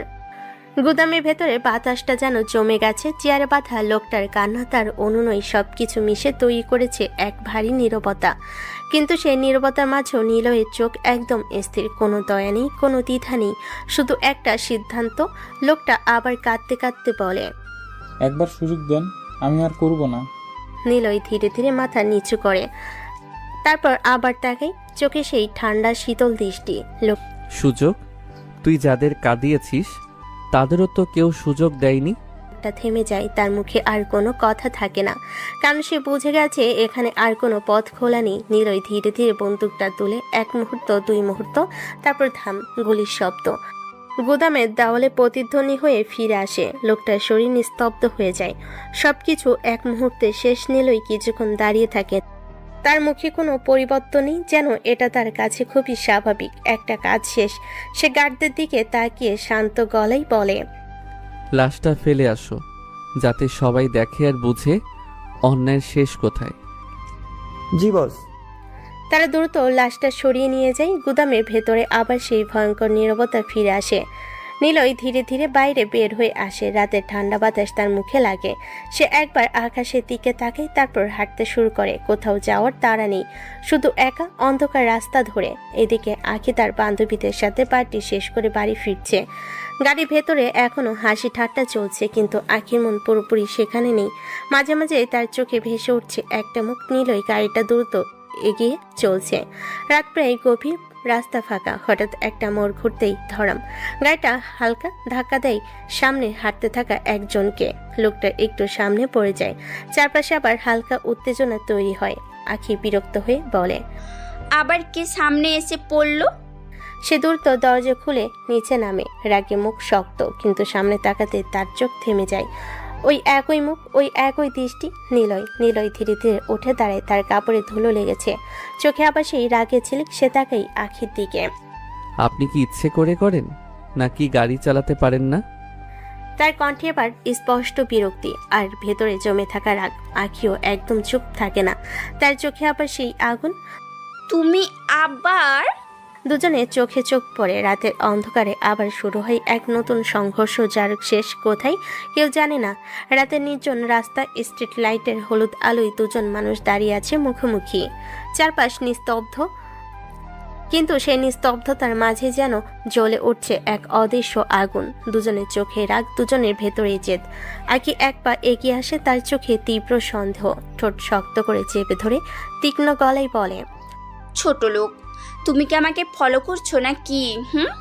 কথাটা বাতাসে ছড়িয়ে পড়তেই চারপাশে নীরবতা যেন আরো ভারী হয়ে ওঠে। নিলয়ের চোখ সরু হয়ে আসে, তার ঠোঁটে হালকা একটা তার ছেলের হাসি ফুটে ওঠে। সে ধীরে ধীরে মাথা কাত করে তাকায় আখির দিকে। আপনাকে ফলো করব কোন দুঃখে? বড়লোক বাবার বকে যাওয়া মেয়ে, আপনার পেছনে ঘোরার মতো সময় আমার নেই। এই কথাটা যেন সরাসরি আখির অহংকারে আঘাত করে। তার চোখ মুহূর্তেই রাগে জ্বলে ওঠে, মুখ শক্ত হয়ে যায়। সে আর নিজেকে সামলাতে পায় না, রাগে আগুন হয়ে উঠে যায়। তুমি নিজের সীমা ভুলে গেছো মনে হচ্ছে। একটা ডেলিভারি বয় হয়ে আমার সাথে এভাবে কথা বলছো তুমি? তার কণ্ঠে এখন শুধু রাগ না, অপমান, অহংকার আর ক্ষোভ সব একসাথে মিশে গেছে। আখি একের পর এক কড়া কথা বলতে থাকে। কথাগুলো ধারালো, যেন প্রতিটা শব্দ দিয়ে সে নিজেকে আঘাত করতে চাইছে। চারপাশের বাতাস ভারী হয়ে ওঠে। রাতের নীরবতা যেন তাদের তর্কের শব্দে ভেঙে পড়েছে। নিলয় চুপচাপ দাঁড়িয়ে থাকে, তার চোখে এবার সেই ভয়ঙ্কর শান্তি, যে শান্তি ঝড়ের আগে নীরবতার মতো। সে কিছু বলে না, শুধু তাকিয়ে থাকে। আর তার সেই চেনা চাহনি আখির রাগের আগুনকে আরো উস্কে দেয়। দুজনের মাঝে দূরত্ব খুব কম, কিন্তু সেই দূরত্বের ভেতর জমে আছে অহংকার, রাগ আর অজানা এক টান, যা তারা কেউই এখনো বুঝতে পারছে না। রাতের বাতাসে এখনো ঝুলে আছে তর্কের উত্তাপ। স্ট্রিট লাইটের নিচে দাঁড়িয়ে থাকা দুজন মানুষের মাঝের দূরত্বটা যেন হঠাৎ করে অনেক বেড়ে যায়। নিলয় আর এক মুহূর্ত দাঁড়িয়ে থাকে না, সে ধীরে ধীরে ঘুরে দাঁড়ায়। তার চোখে সেই চিরচেনা ঠান্ডা দৃষ্টি, মুখে কোনো কথা নেই, কিন্তু তার হাঁটার ভঙ্গিতে বোঝা যায় এই তর্ক তার কাছে শেষ। সে চলে যাচ্ছে ধীরে ধীরে, অন্ধকারের মাঝে মিলিয়ে যায় তার ছায়া, যেন সে কখনোই এখানে ছিল না, কিন্তু তার উপস্থিতির ছাপটা রয়ে যায়। আখির মনে তার রাগ, তার অহংকার। আখি দাঁড়িয়ে থাকে কিছুক্ষণ, মুঠো শক্ত করে, তারপর বিরক্ত হয়ে গাড়ির দিকে ফিরে যায়। দরজাটা খুলে জোরে বসে পড়ে ভেতরে, দরজাটা ধাক্কা দিয়ে বন্ধ করে দেয়। গাড়ির ভেতরে এক মুহূর্তের জন্য নীরবতা নেমে আসে। বান্ধবীরা একে অপরের দিকে তাকায়, তারপর একজন ধীরে বলে, ছেলেটার অনেক সাহস আছে, তোকে তো একদম পাত্তাই দেয় না। কথাটা শুনেই আখির রাগ যেন আবারও জ্বলে ওঠে, তার চোখে আগুন, ঠোঁট শক্ত হয়ে যায়। সে তীক্ষ্ণ গলায় বলে, এইসব ছোট লোকরা না নিজেদের হিরো মনে করে, আসলে তারা জিরো ছাড়া আর কিছুই না। তার কণ্ঠে অবজ্ঞা, নিজেকে বোঝানোর চেষ্টা, কিন্তু ভেতরে কোথাও যেন একটা খচখচানি, যেটি সে নিজেও বুঝতে চাইছে না। বান্ধবীরা চুপ হয়ে যায়, কারণ তারা বুঝতে পারছে আখি যতই কথাই ছোট করুক, ছেলেটা তাকে নাড়িয়ে দিয়ে গেছে। গাড়িটা ধীরে স্টার্ট নেই, রাতের ফাঁকা রাস্তা ধরে এগিয়ে যায়। কিন্তু সেই রাতের ঘটনাগুলো এখানেই শেষ না, কারণ একটা সাধারণ ঝগড়া ধীরে ধীরে রূপ নিচ্ছে একটা অদ্ভুত সম্পর্কের শুরুতে, যেখানে কেউ কাউকে সহ্য করতে পারে না, কিন্তু কেউ কাউকে এড়িয়েও যেতে পারে না। রাত তখন আরো গভীর, শহরের আলো ধীরে ধীরে কমে এসেছে, রাস্তা ফাঁকা, বাতাসে ঠান্ডা একটা নিস্তব্ধতা। এই নিস্তব্ধতার মাঝে ক্লান্ত পা ফেলে নিজের ভাড়া বাসার সামনে এসে দাঁড়ায় নিলয়। দরজাটা খুলে ভেতরে ঢুকতেই পরিচিত সেই ছোট্ট ঘরে, কিন্তু আজ তার মুখে কোনো শান্তি নেই, চোখে স্পষ্ট বিরক্তি, মুঠো এখনো শক্ত হয়ে আছে। রাফি বিছানায় হেলান দিয়ে বসেছিল, নীলয়কে দেখেই উঠে বসে, তার মুখে দুষ্টামি মাখা হাসি। কিরে, এত মেজাজ গরম কেন? আজকে আবার কার সাথে যুদ্ধ করে আসছিস? নিলয় জুতো খুলে একপাশে ছুঁড়ে দেয়, ব্যাগটা ফেলে দেয় চেয়ারের উপর, তারপর বিরক্ত মুখে বিছানার উপর বসে পড়ে, একটা গভীর নিঃশ্বাস ফেলে। আর বলিস না। কি হয়েছে? নিলয় চোখ বন্ধ করে কয়েক সেকেন্ড চুপ থাকে, তারপর ধীরে বলে, আবার সেই বড়লোকের মেয়ে? রাফি ভুরু কুচকে যায়, সে অবাক হয়ে বলে, মানে আবার? গাড়ি দিয়ে ধাক্কা মেরেছে দ্বিতীয়বার। কথাটা শুনে রাফি একদম হতবাক, তারপর হেসে ফেলে। এটা কাকতালীয় না, আমার মনে হয় কিছু একটা আছে।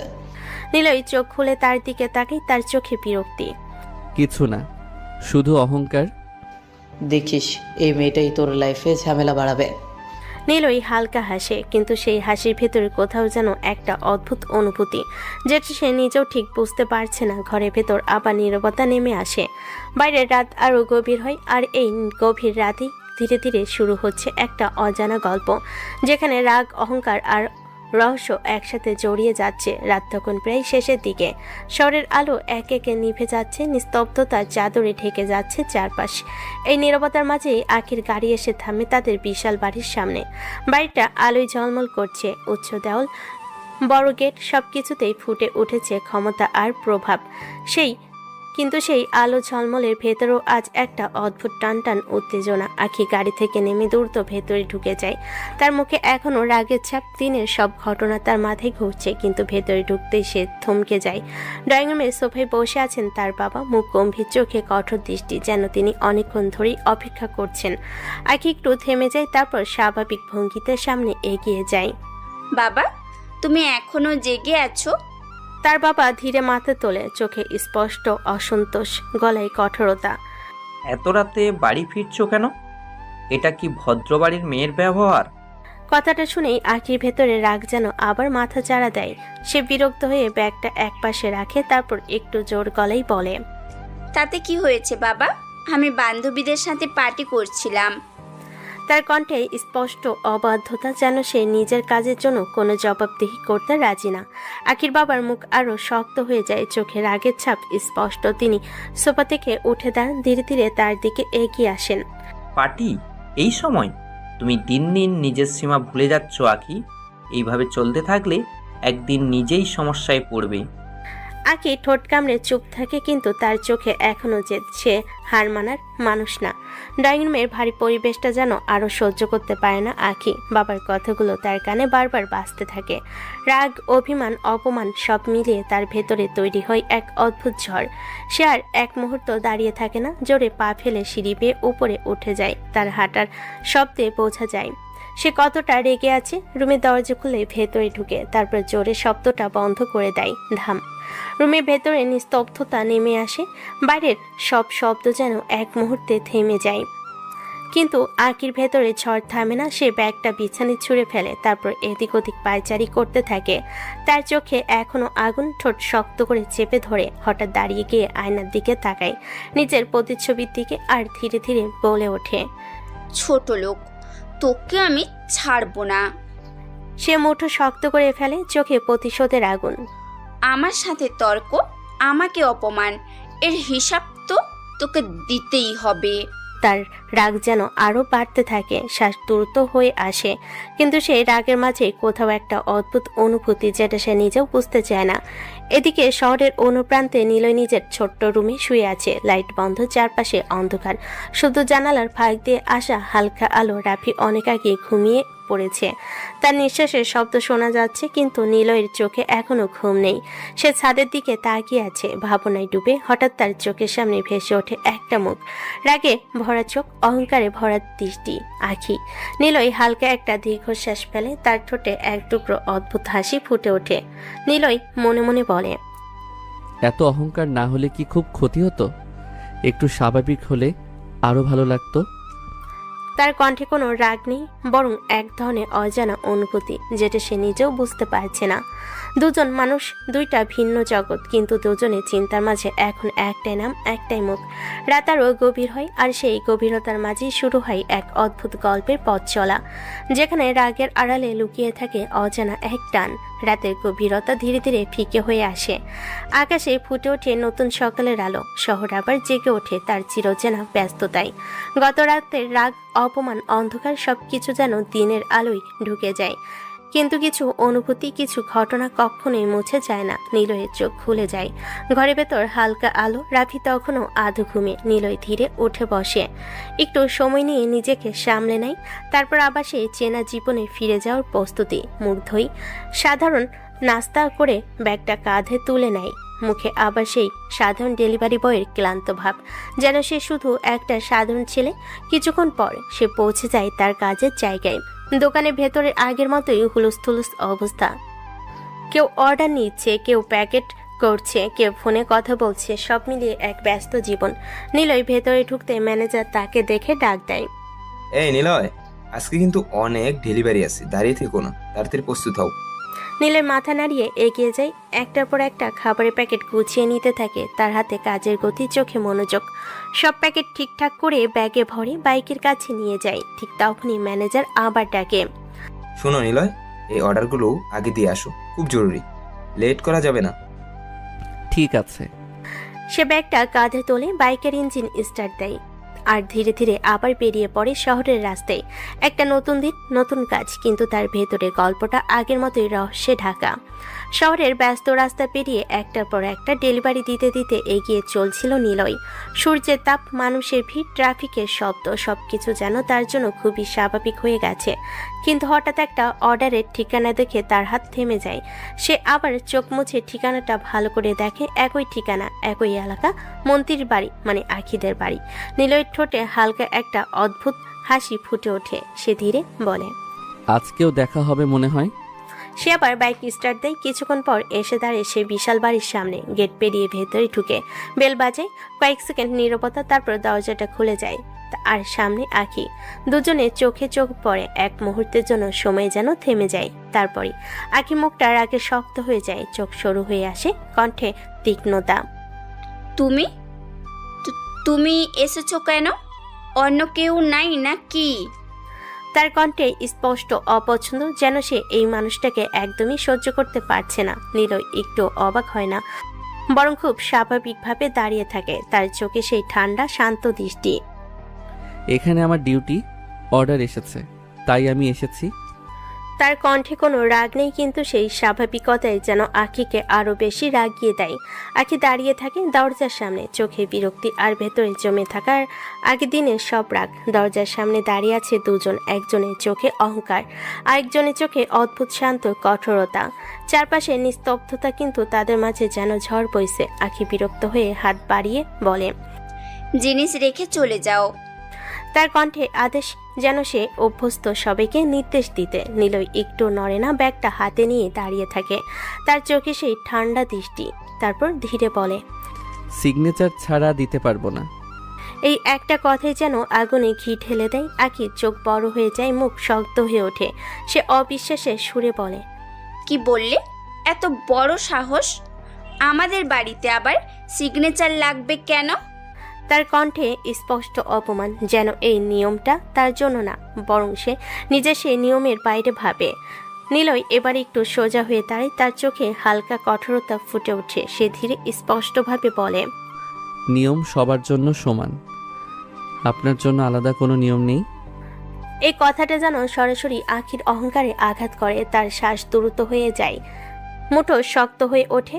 তুমি জানো তুমি কার সাথে কথা বলছো? নিলয় একটু ভয় পায় না, বরং তার ঠোঁটে হালকা ব্যঙ্গাত্মক হাসি।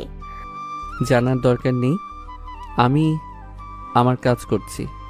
পরিস্থিতি আবার উত্তপ্ত হয়ে ওঠে। দুজনের কণ্ঠ ধীরে ধীরে নিচু হয়ে যায়। আখি একের পর এক রাগে কথা বলতে থাকে, তার প্রতিটা শব্দে অহংকার। আর নিলয় যেন প্রতিটা কথারই জবাব দেয়, শান্ত কিন্তু কঠিনভাবে। দরজার সামনে দাঁড়িয়ে যেন এক যুদ্ধ শুরু হয়ে গেছে। কোনো অস্ত্র নেই, কিন্তু কথাগুলো যেন অস্ত্র হয়ে উঠেছে। ভেতরে কয়েকজন কাজের লোক দূর থেকে তাকিয়ে আছে, কেউ কিছু বলার সাহস পাচ্ছে না, কারণ তারা বুঝতে পারছে এই ঝগড়া সাধারণ না, একটা সাধারণ সিগনেচার। কিন্তু সেটা হয়ে দাঁড়িয়েছে অহংকারের লড়াই। কে আগে মাথা নত করবে কেউই জানে না। আর এই লড়াই শুধু এখানেই থামবে না, বরং আরও বড় কিছুতে রূপ নেবে, কারণ দুজনই একে অপরের সামনে হার মানতে রাজি না। দরজার সামনে দাঁড়িয়ে থাকা উত্তপ্ত পরিস্থিতিটা যেন মুহূর্তেও আরো ভারী হয়ে উঠেছে। দুজনের কণ্ঠে কণ্ঠ মিশে তৈরি হয়েছে এক অদ্ভুত সংঘর্ষ। কাজের লোকেরা দূরে দাঁড়িয়ে নিঃশব্দে তাকিয়ে আছে, কারণ তারা জানে এই ঝগড়া সাধারণ না। ঠিক তখনই ভেতর থেকে এক নারী কণ্ঠ ভেসে আসে। কি হয়েছে আখি, এত রাগিস কেন? আখির মা ধীরে ধীরে এগিয়ে আসেন, মুখে শান্ত ভাব, চোখে মমতা। তিনি এক নজর নিলয়ের দিকে তাকান, তারপর পরিস্থিতিটা বুঝে নেন। তিনি নরম গলায় বলেন, ছেলেটা তো শুধু তার কাজ করতে এসেছে, সিগনেচার করে দে। তার কণ্ঠে কোনো রাগ নেই, শুধু বোঝানোর চেষ্টা। কিন্তু আখি সে এখনো রাগে ফুঁসছে। সে মাথা নাড়িয়ে তীক্ষ্ণ গলায় বলে, আমি পারবো না। তাহলে অর্ডার ফিরিয়ে নিয়ে যেতে হবে। এই কথাটা যেন আবার আগুন জ্বালিয়ে দেয়। আখির চোখ জ্বলে ওঠে। সে এক পা এগিয়ে এসে বলে, এত সাহস? আমার বাড়ির সামনে থেকে অর্ডার ফিরিয়ে নিয়ে যাবে? চারপাশে আবার নিস্তব্ধতা নেমে আসে। সবাই তাকিয়ে আছে নিলয়ের দিকে। এবার সে কি বলে? নিলয় ধীরে মাথা তুলে আখির দিকে তাকায়, তার কণ্ঠ নিচু, কিন্তু প্রতিটা শব্দে দৃঢ়তা। নিয়ম না মানলে তাই করব। তার চোখে কোনো ভয় নেই, কোনো দ্বিধা নেই, শুধু নিজের সিদ্ধান্তে অটল থাকার দৃঢ়তা। আখি স্তব্ধ হয়ে যায় এক মুহূর্তের জন্য। তার রাগ, তার অহংকার সবকিছু যেন এই এক কথার সামনে থমকে দাঁড়ায়। দরজার সামনে দাঁড়িয়ে থাকা উত্তেজনাটা যেন এক চূড়ান্ত পর্যায়ে পৌঁছে গেছে। নিলয় আর এক মুহূর্ত দাঁড়িয়ে থাকার প্রয়োজন মনে করে না। সে ধীরে ব্যাগটা তুলে নেয়, মুখে সেই ঠান্ডা নির্লিপ্ত ভাব। কথা না বাড়িয়ে ঘুরে দাঁড়ায়। তার হাঁটার ভঙ্গিতে বোঝা যায় সে সত্যি চলে যেতে প্রস্তুত। অর্ডার ফিরিয়ে নিয়ে যেতে তার কোনো দ্বিধা নেই। এই দৃশ্যটা দেখে আখির মা হালকা দম নেন। তিনি বুঝে যান আর এক সেকেন্ড দেরি করলে পরিস্থিতি আরো খারাপ হবে। তিনি দ্রুত সামনে এগিয়ে এসে বলেন, এই থামো বাবা। নিলয় থেমে যায়, পিছনে তাকায়। তার চোখে এখনো সেই শান্ত দৃষ্টি। আখির মা কাগজটা হাতে নিয়ে নিজের সিগনেচার করে দেন, তারপর প্যাকেটটা নিয়ে নেন। নরম গলায় বলেন, দাও, হয়ে গেছে। নিলয় হালকা মাথা নাড়ে, কোনো কথা বলে না। তারপর ধীরে ধীরে বেরিয়ে যায় সেই বিশাল বাড়ি থেকে, আবার মিশে যায় রাস্তায় একজন সাধারণ ডেলিভারি বয়ের মতো। কিন্তু তার পেছনে ফেলে যায় এক অদ্ভুত অনুভূতি। দরজা বন্ধ হতেই ঘরের ভেতরে পরিবেশটা বদলে যায়। আখিমা ঘুরে তাকান তার মেয়ের দিকে, তার চোখে হালকা রাগ, কিন্তু তার চেয়েও বেশি হতাশা। তিনি ধীরে বলেন, মানুষের সাথে এভাবে খারাপ ব্যবহার করিস কেন আখি? তার কণ্ঠে কোনো চিৎকার নেই, কিন্তু কথাগুলো সরাসরি গিয়ে লাগে আখির মনে।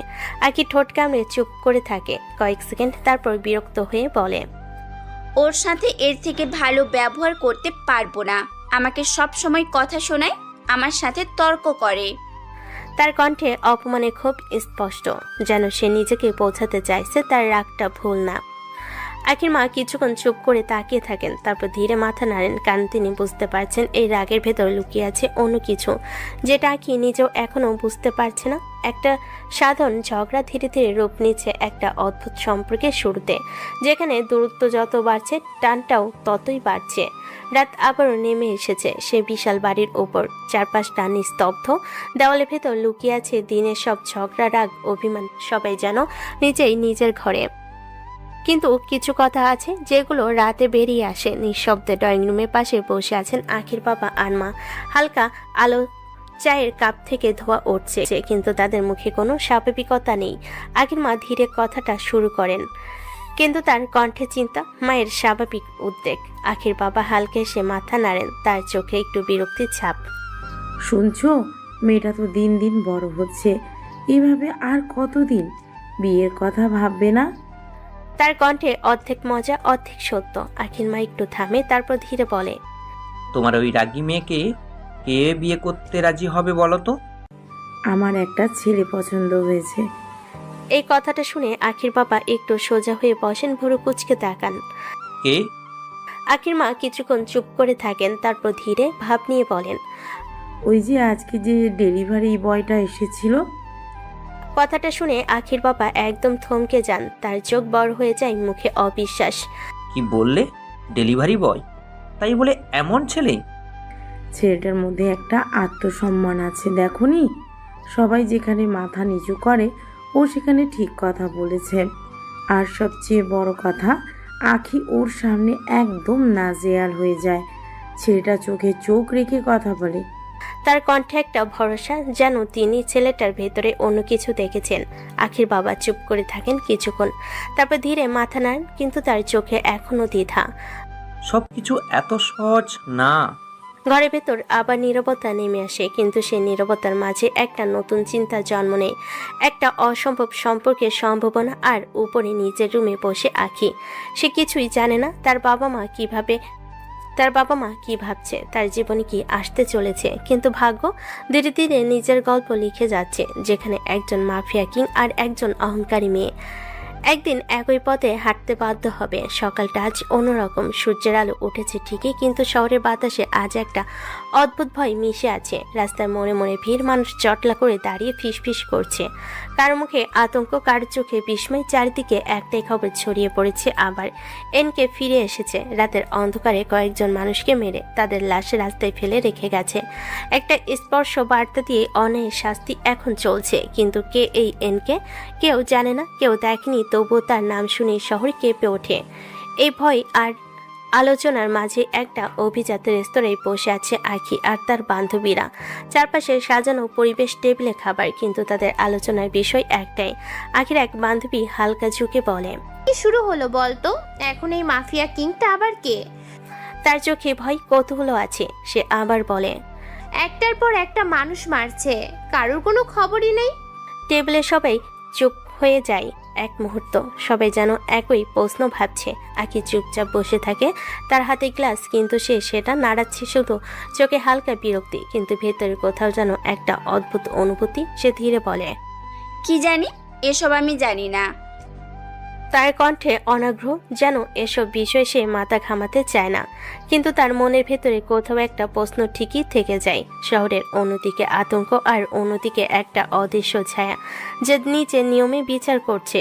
কেউ তাকে থামাতে পারছে না, কেউ তাকে চিনতে পারছে না। আর সেই মানুষটাই এক মুহূর্তে হয়তো খুব কাছে কোথাও দাঁড়িয়ে আছে, একদম সাধারণ একজন মানুষ হয়ে। কেউ বুঝতে পারছে না আসলে কে সে। রাত আবার নেমে এসেছে শহরের বুকে। দিনের কোলাহল থেমে গিয়ে চারপাশ ঢেকে গেছে নিস্তব্ধতায়। দূরে কোথাও গাড়ির হালকা শব্দ, আর আকাশ ভরা নীরব তারা। একটা পুরনো বিল্ডিং এর ছাদে দাঁড়িয়ে আছে নিলয়। হালকা বাতাস তার চুল উড়িয়ে দিচ্ছে, চোখ স্থির, দৃষ্টি অনেক দূরে, যেন সে এই শহরটাকে না, বরং নিজের অতীতকে দেখছে। তার মুখে আজ কোনো হাসি নেই, চোখে শুধু জমে থাকা অন্ধকার। সে ধীরে চোখ বন্ধ করে, আর স্মৃতিগুলো একে একে ভেসে ওঠে। একটা ছোট্ট পরিবার, মায়ের হাসি, বাবার স্নেহ, আর তারপর রক্তে ভেজা এক ভয়ঙ্কর রাত। সবকিছু শেষ হয়ে যাওয়ার সেই মুহূর্ত নিলয়ের বুকটা ভারী হয়ে ওঠে, মুঠো শক্ত হয়ে যায়, তার শ্বাস ধীরে ধীরে ভারী হয়ে ওঠে। সে আকাশের দিকে তাকিয়ে মনে মনে বলে, আমার বাবা মাকে যারা শেষ করেছে। তার কণ্ঠে কষ্ট, কিন্তু সেই কষ্টের ভেতর লুকিয়ে আছে আগুন। তাদের কাউকে আমি ছাড়বো না। তার চোখে জ্বলতে থাকে প্রতিশোধের আগুন আর একটা ভয়ঙ্কর দৃঢ়তা। আমি আজ এই পথ বেছে নিয়েছি শুধু প্রতিশোধ নেওয়ার জন্য। বাতাস যেন আরো ঠান্ডা হয়ে ওঠে, চারপাশের অন্ধকার যেন তাকে ঘিরে ধরে। নিলয় ধীরে বলে, একটা একটা করে হিসেব নিব। তার কণ্ঠে কোনো দ্বিধা নেই, কোনো ভয় নেই, শুধু একটাই লক্ষ্য, প্রতিশোধ। এই শহরের অন্ধকারে একটা ঝড় তৈরি হচ্ছে, যে ঝড় সবকিছু বদলে দেবে। কেউ তাকে থামাতে পারবে না, কারণ সে শুধু একজন মানুষ না, সে একটা প্রতিজ্ঞা, একটা ভয়ঙ্কর প্রতিশোধের গল্প। এনকে নতুন একটা সকাল, কিন্তু আজকের সকালটা যেন একটু আলাদা। শহরের ভিড়, গাড়ির শব্দ, মানুষের ব্যস্ততা, সবকিছু আগের মতোই, তবু কোথাও একটা অজানা অস্বস্তি লুকিয়ে আছে। নিলয় আগের মতোই কাজে এসেছে, মুখে সেই চেনা ক্লান্ত ভাব, কাঁধে ব্যাগ, যেন সে শুধু একজন সাধারণ ডেলিভারি বয়। দোকানের ভেতর সবাই যার যার কাজে ব্যস্ত, কেউ প্যাকেট করছে, কেউ অর্ডার নিচ্ছে, ম্যানেজার হিসেব দেখছে। সবকিছু খুব স্বাভাবিক, কিন্তু এই স্বাভাবিকতা বেশিক্ষণ থাকে না।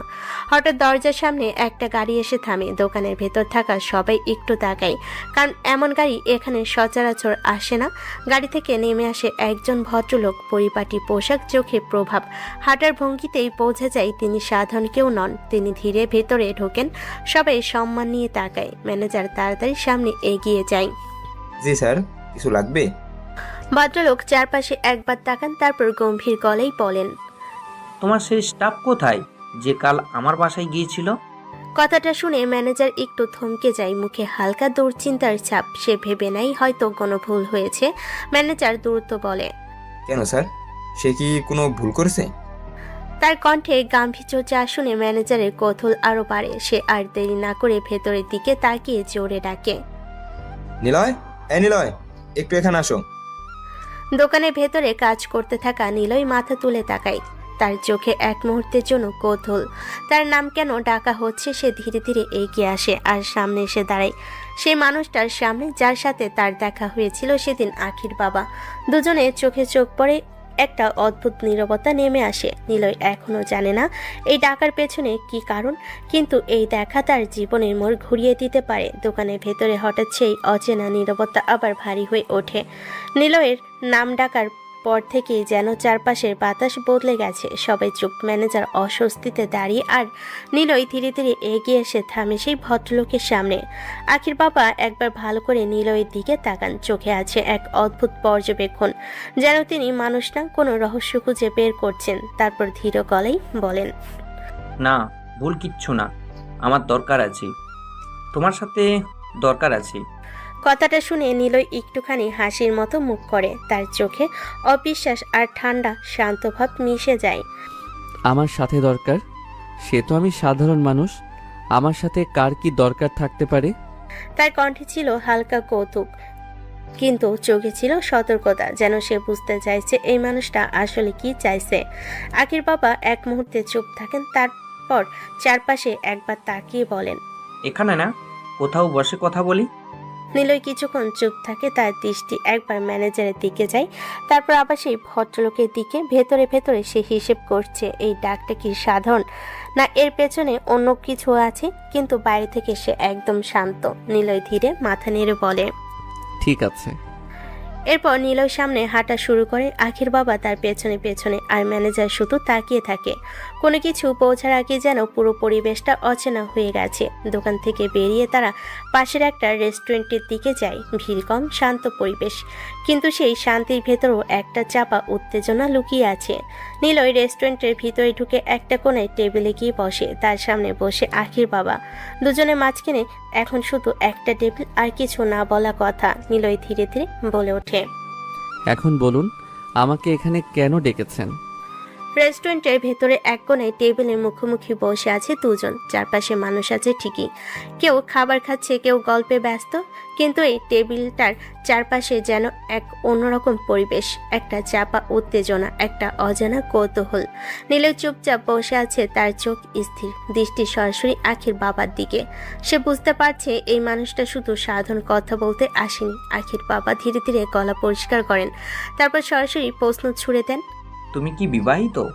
প্রশ্নটা শুনে নিলয় এক মুহূর্তের জন্য থেমে যায়। তার ভুরু হালকা কুঁচকে যায়, চোখে স্পষ্ট বিস্ময়। এসব কেন জানতে চান?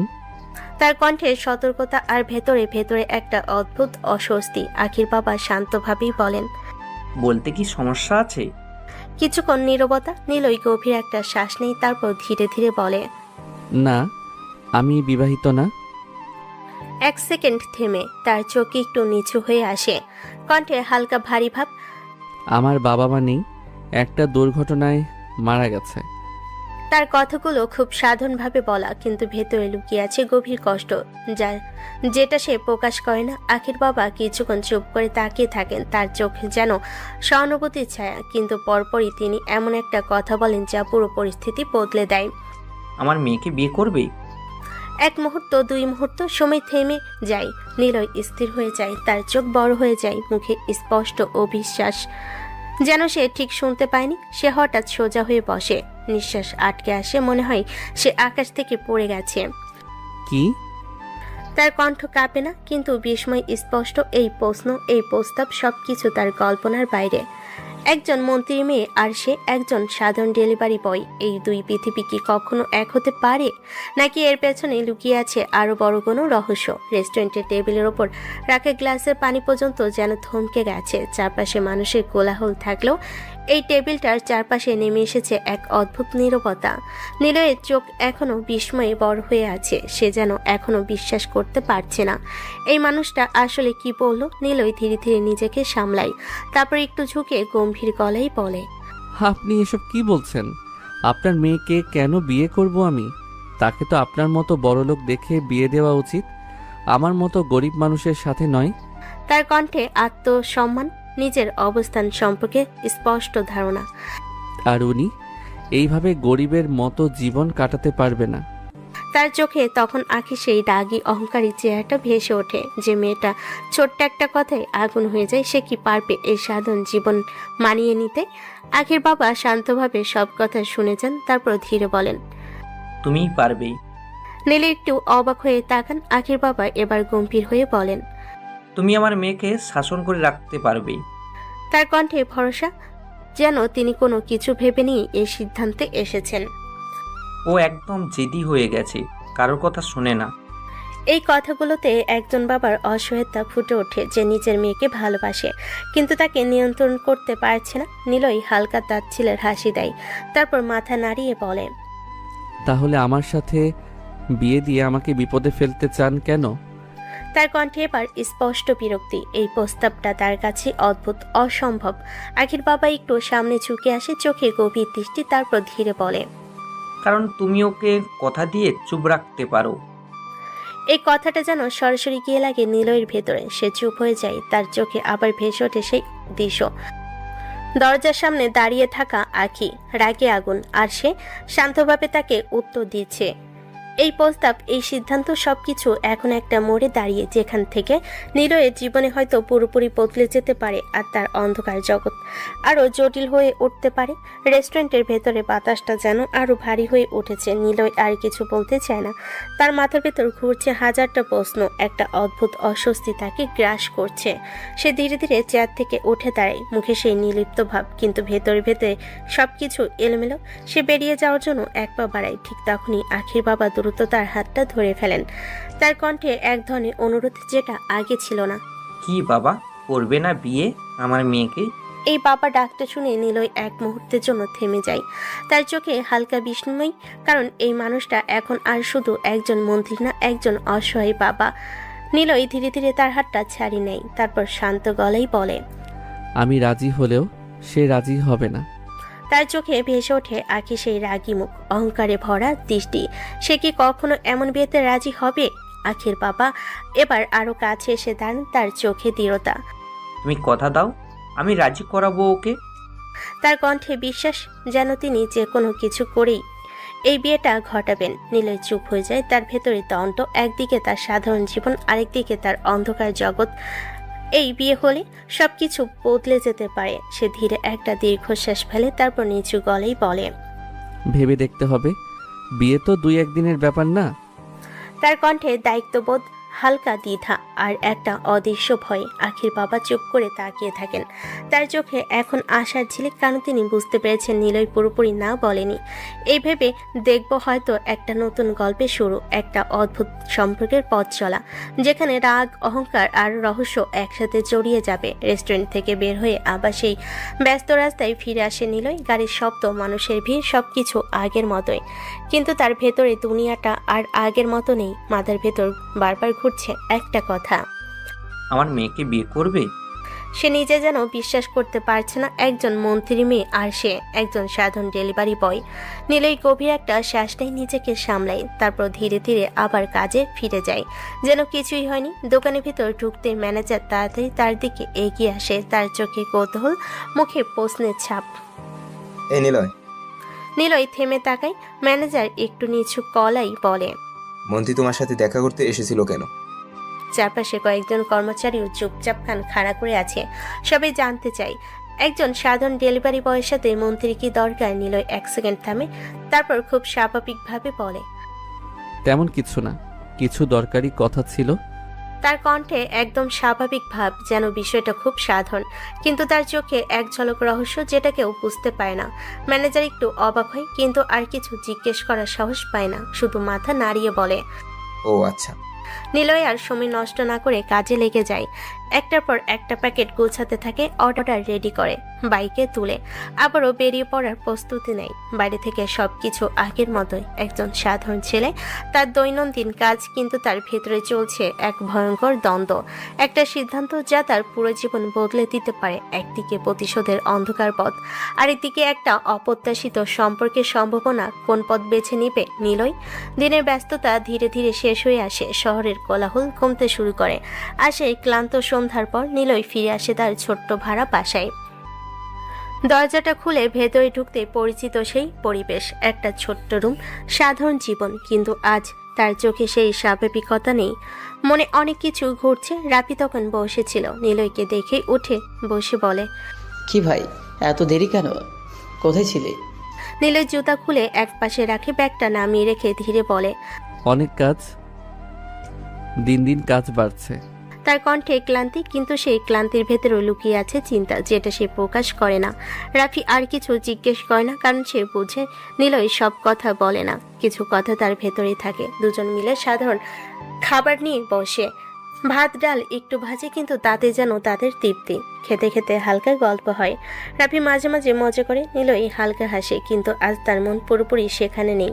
খাওয়া শেষ করে দুজনে নিজেদের মতো গুছিয়ে নেয়, তারপর লাইট অফ করে শুয়ে পড়ে। রাতের ভেতর অন্ধকার নেমে আসে, শুধু জানালার ফাঁক দিয়ে আসা হালকা আলো। রাফি কিছুক্ষণের মধ্যে ঘুমিয়ে পড়ে, কিন্তু নিলয়ের চোখে ঘুম নেই। সে ছাদের দিকে তাকিয়ে থাকে, ভাবনায় ডুবে যায়। হঠাৎ তার চোখের সামনে ভেসে ওঠে একটা মুখ, রাগে ভরা চোখ, অহংকারী দৃষ্টি, আঁখি। নিলয় হালকা দীর্ঘশ্বাস ফেলে তার ঠোঁটে অদ্ভুত একটা হাসি ফুটে ওঠে। নিলয় মনে মনে বলে, মেয়েটা খুব জেদি, রাগী, কিন্তু তবুও কিছু একটা আছে। তার মনে পড়ে আখির বাবার কথা, তুমি পারবে ওকে সামলাতে। নীলের চোখ বন্ধ করে কিছুক্ষণ ভাবে। তার ভেতরে শুরু হয় এক দ্বন্দ্ব, একদিকে তার অন্ধকার জীবন, অন্যদিকে একটা অজানা সম্পর্ক। কিন্তু হঠাৎ তার চোখ খুলে যায়, দৃষ্টিতে দৃঢ়তা। সে মনে মনে বলে, ঠিক আছে, বিয়ে করব। এই একটা সিদ্ধান্ত তার জীবনের সবকিছু বদলে দিতে চলেছে। একটা নতুন অধ্যায়ের শুরু, যেখানে ভালোবাসা, রাগ আর অন্ধকার সবকিছু একসাথে মিশে যাবে। রাতের অন্ধকার ধীরে ধীরে ভোরের দিকে এগোচ্ছে। শহর এখনো ঘুমিয়ে আছে, কিন্তু সিদ্ধান্তে ঘুমের মাঝেও জন্ম নেয়, যেগুলো এক জীবনে মোড় ঘুরিয়ে দেয়। নীলয় বিছানায় শুয়েছিল, চোখে আর ঘুম নেই, মনে শুধু একটাই কথা ঘুরছে, বিয়ে। আখি আর তার নিজের অন্ধকার জীবন। হঠাৎ সে উঠে বসে, মুখে দৃঢ়তা, চোখে অদ্ভুত এক সিদ্ধান্তের ছাপ।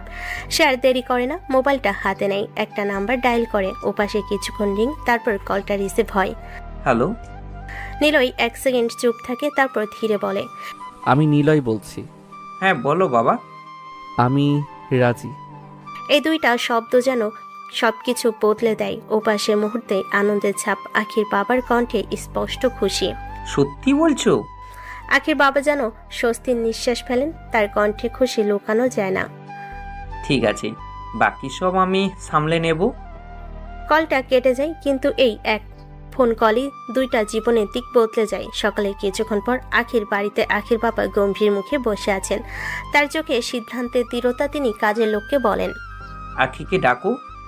কিছুক্ষণ পর আখি আসে, মুখে বিরক্তি। হয়তো সে ভাবছে আবার কোনো বকাঝোকা হবে। সে এসে দাঁড়ায় সামনে। কি হয়েছে? তোমার বিয়ে ঠিক করেছি। এক মুহূর্ত সময় যেন থেমে যায়। আখি চোখ বড় হয়ে যায়, মুখে অবিশ্বাস। কি বলছো এসব? তার কণ্ঠে ধাক্কা, রাগ, অবিশ্বাস সব একসাথে। আখির বাবা এবার কঠিন হয়ে যান। তার কণ্ঠে কোনো নরম ভাব নেই। হ্যাঁ, এটাই আমার শেষ কথা। এই কথাটা যেন সরাসরি আঘাত করে আখির মনে। সে এক পা এগিয়ে এসে বলে, ছেলে কি করে? তার চোখে আগুন। সে জানতে চায় কার সাথে তার জীবন জুড়ে দেওয়া হচ্ছে। আখির বাবা এবার ঠান্ডা গলায় বলেন, সে সব বিয়ের পরে জানবে। এই উত্তরটা শুনে আখির রাগ চরমে উঠে যায়। তার শ্বাস দ্রুত হয়ে যায়, মুঠো শক্ত হয়ে ওঠে। তুমি সিরিয়াস? তার কণ্ঠে চ্যালেঞ্জ, অসন্তোষ। কিন্তু আখির বাবা এবার একদম অটল। ঘরের ভেতর উত্তেজনা ছড়িয়ে পড়ে। একটা ঝড় তৈরি হচ্ছে। মেয়ের রাগ, বাবার সিদ্ধান্ত, আর এই ঝড়ের মাঝখানে লুকিয়ে আছে এক অজানা ভবিষ্যৎ, যেখানে আখি এখনো জানে না তার জীবনে আসতে চলেছে কে। আর সেই মানুষটা তার সবচেয়ে অপছন্দের একজন। সময় থেমে থাকে না। মানুষ যতই নাচাক, জীবন নিজের মতো করে কেটে যায়। দেখতে দেখতে 15 দিন গেছে। এই 15 দিনে অনেক কিছু বদলে গেছে। প্রস্তুতি, আয়োজন সবকিছু খুব দ্রুত হয়ে গেছে। কিন্তু একটা জিনিস এখনো একই আছে। আখি এখনো জানে না তার বিয়ে কার সাথে হচ্ছে। আজ সেই দিন, আখির বিয়ে। বাড়িটা আলোয় ভরে গেছে, চারিদিকে আলোকসজ্জা, অতিথিদের ভিড়, হাসি, আনন্দ সবকিছু চলছে নিজের নিয়মে। কিন্তু এই আনন্দের মাঝেও আখির মনে ঝড় বইছে। সে সবকিছু চুপচাপ সহ্য করছে, কারণ তার বাবার সিদ্ধান্তের বিরুদ্ধে যাওয়ার সাহস হয়নি। কিন্তু তার ভেতরে রাগ, অভিমান সব জমে আছে। বিয়ের সব রীতি শেষ হয়ে যায়, সবে এক একে চলে যায়। বাড়ি আবার ধীরে ধীরে শান্ত হয়ে আসে, কারণ আজ আখিকে কোথাও যেতে হয়নি। তার নিজের বাড়িতেই আর নিজের রুমেই বাসর সাজানো হয়েছে। রুমটা ফুল দিয়ে সাজানো, হালকা সুগন্ধ, মোমবাতির আলো, সবকিছু যেন এক সুন্দর রাতের সাক্ষী।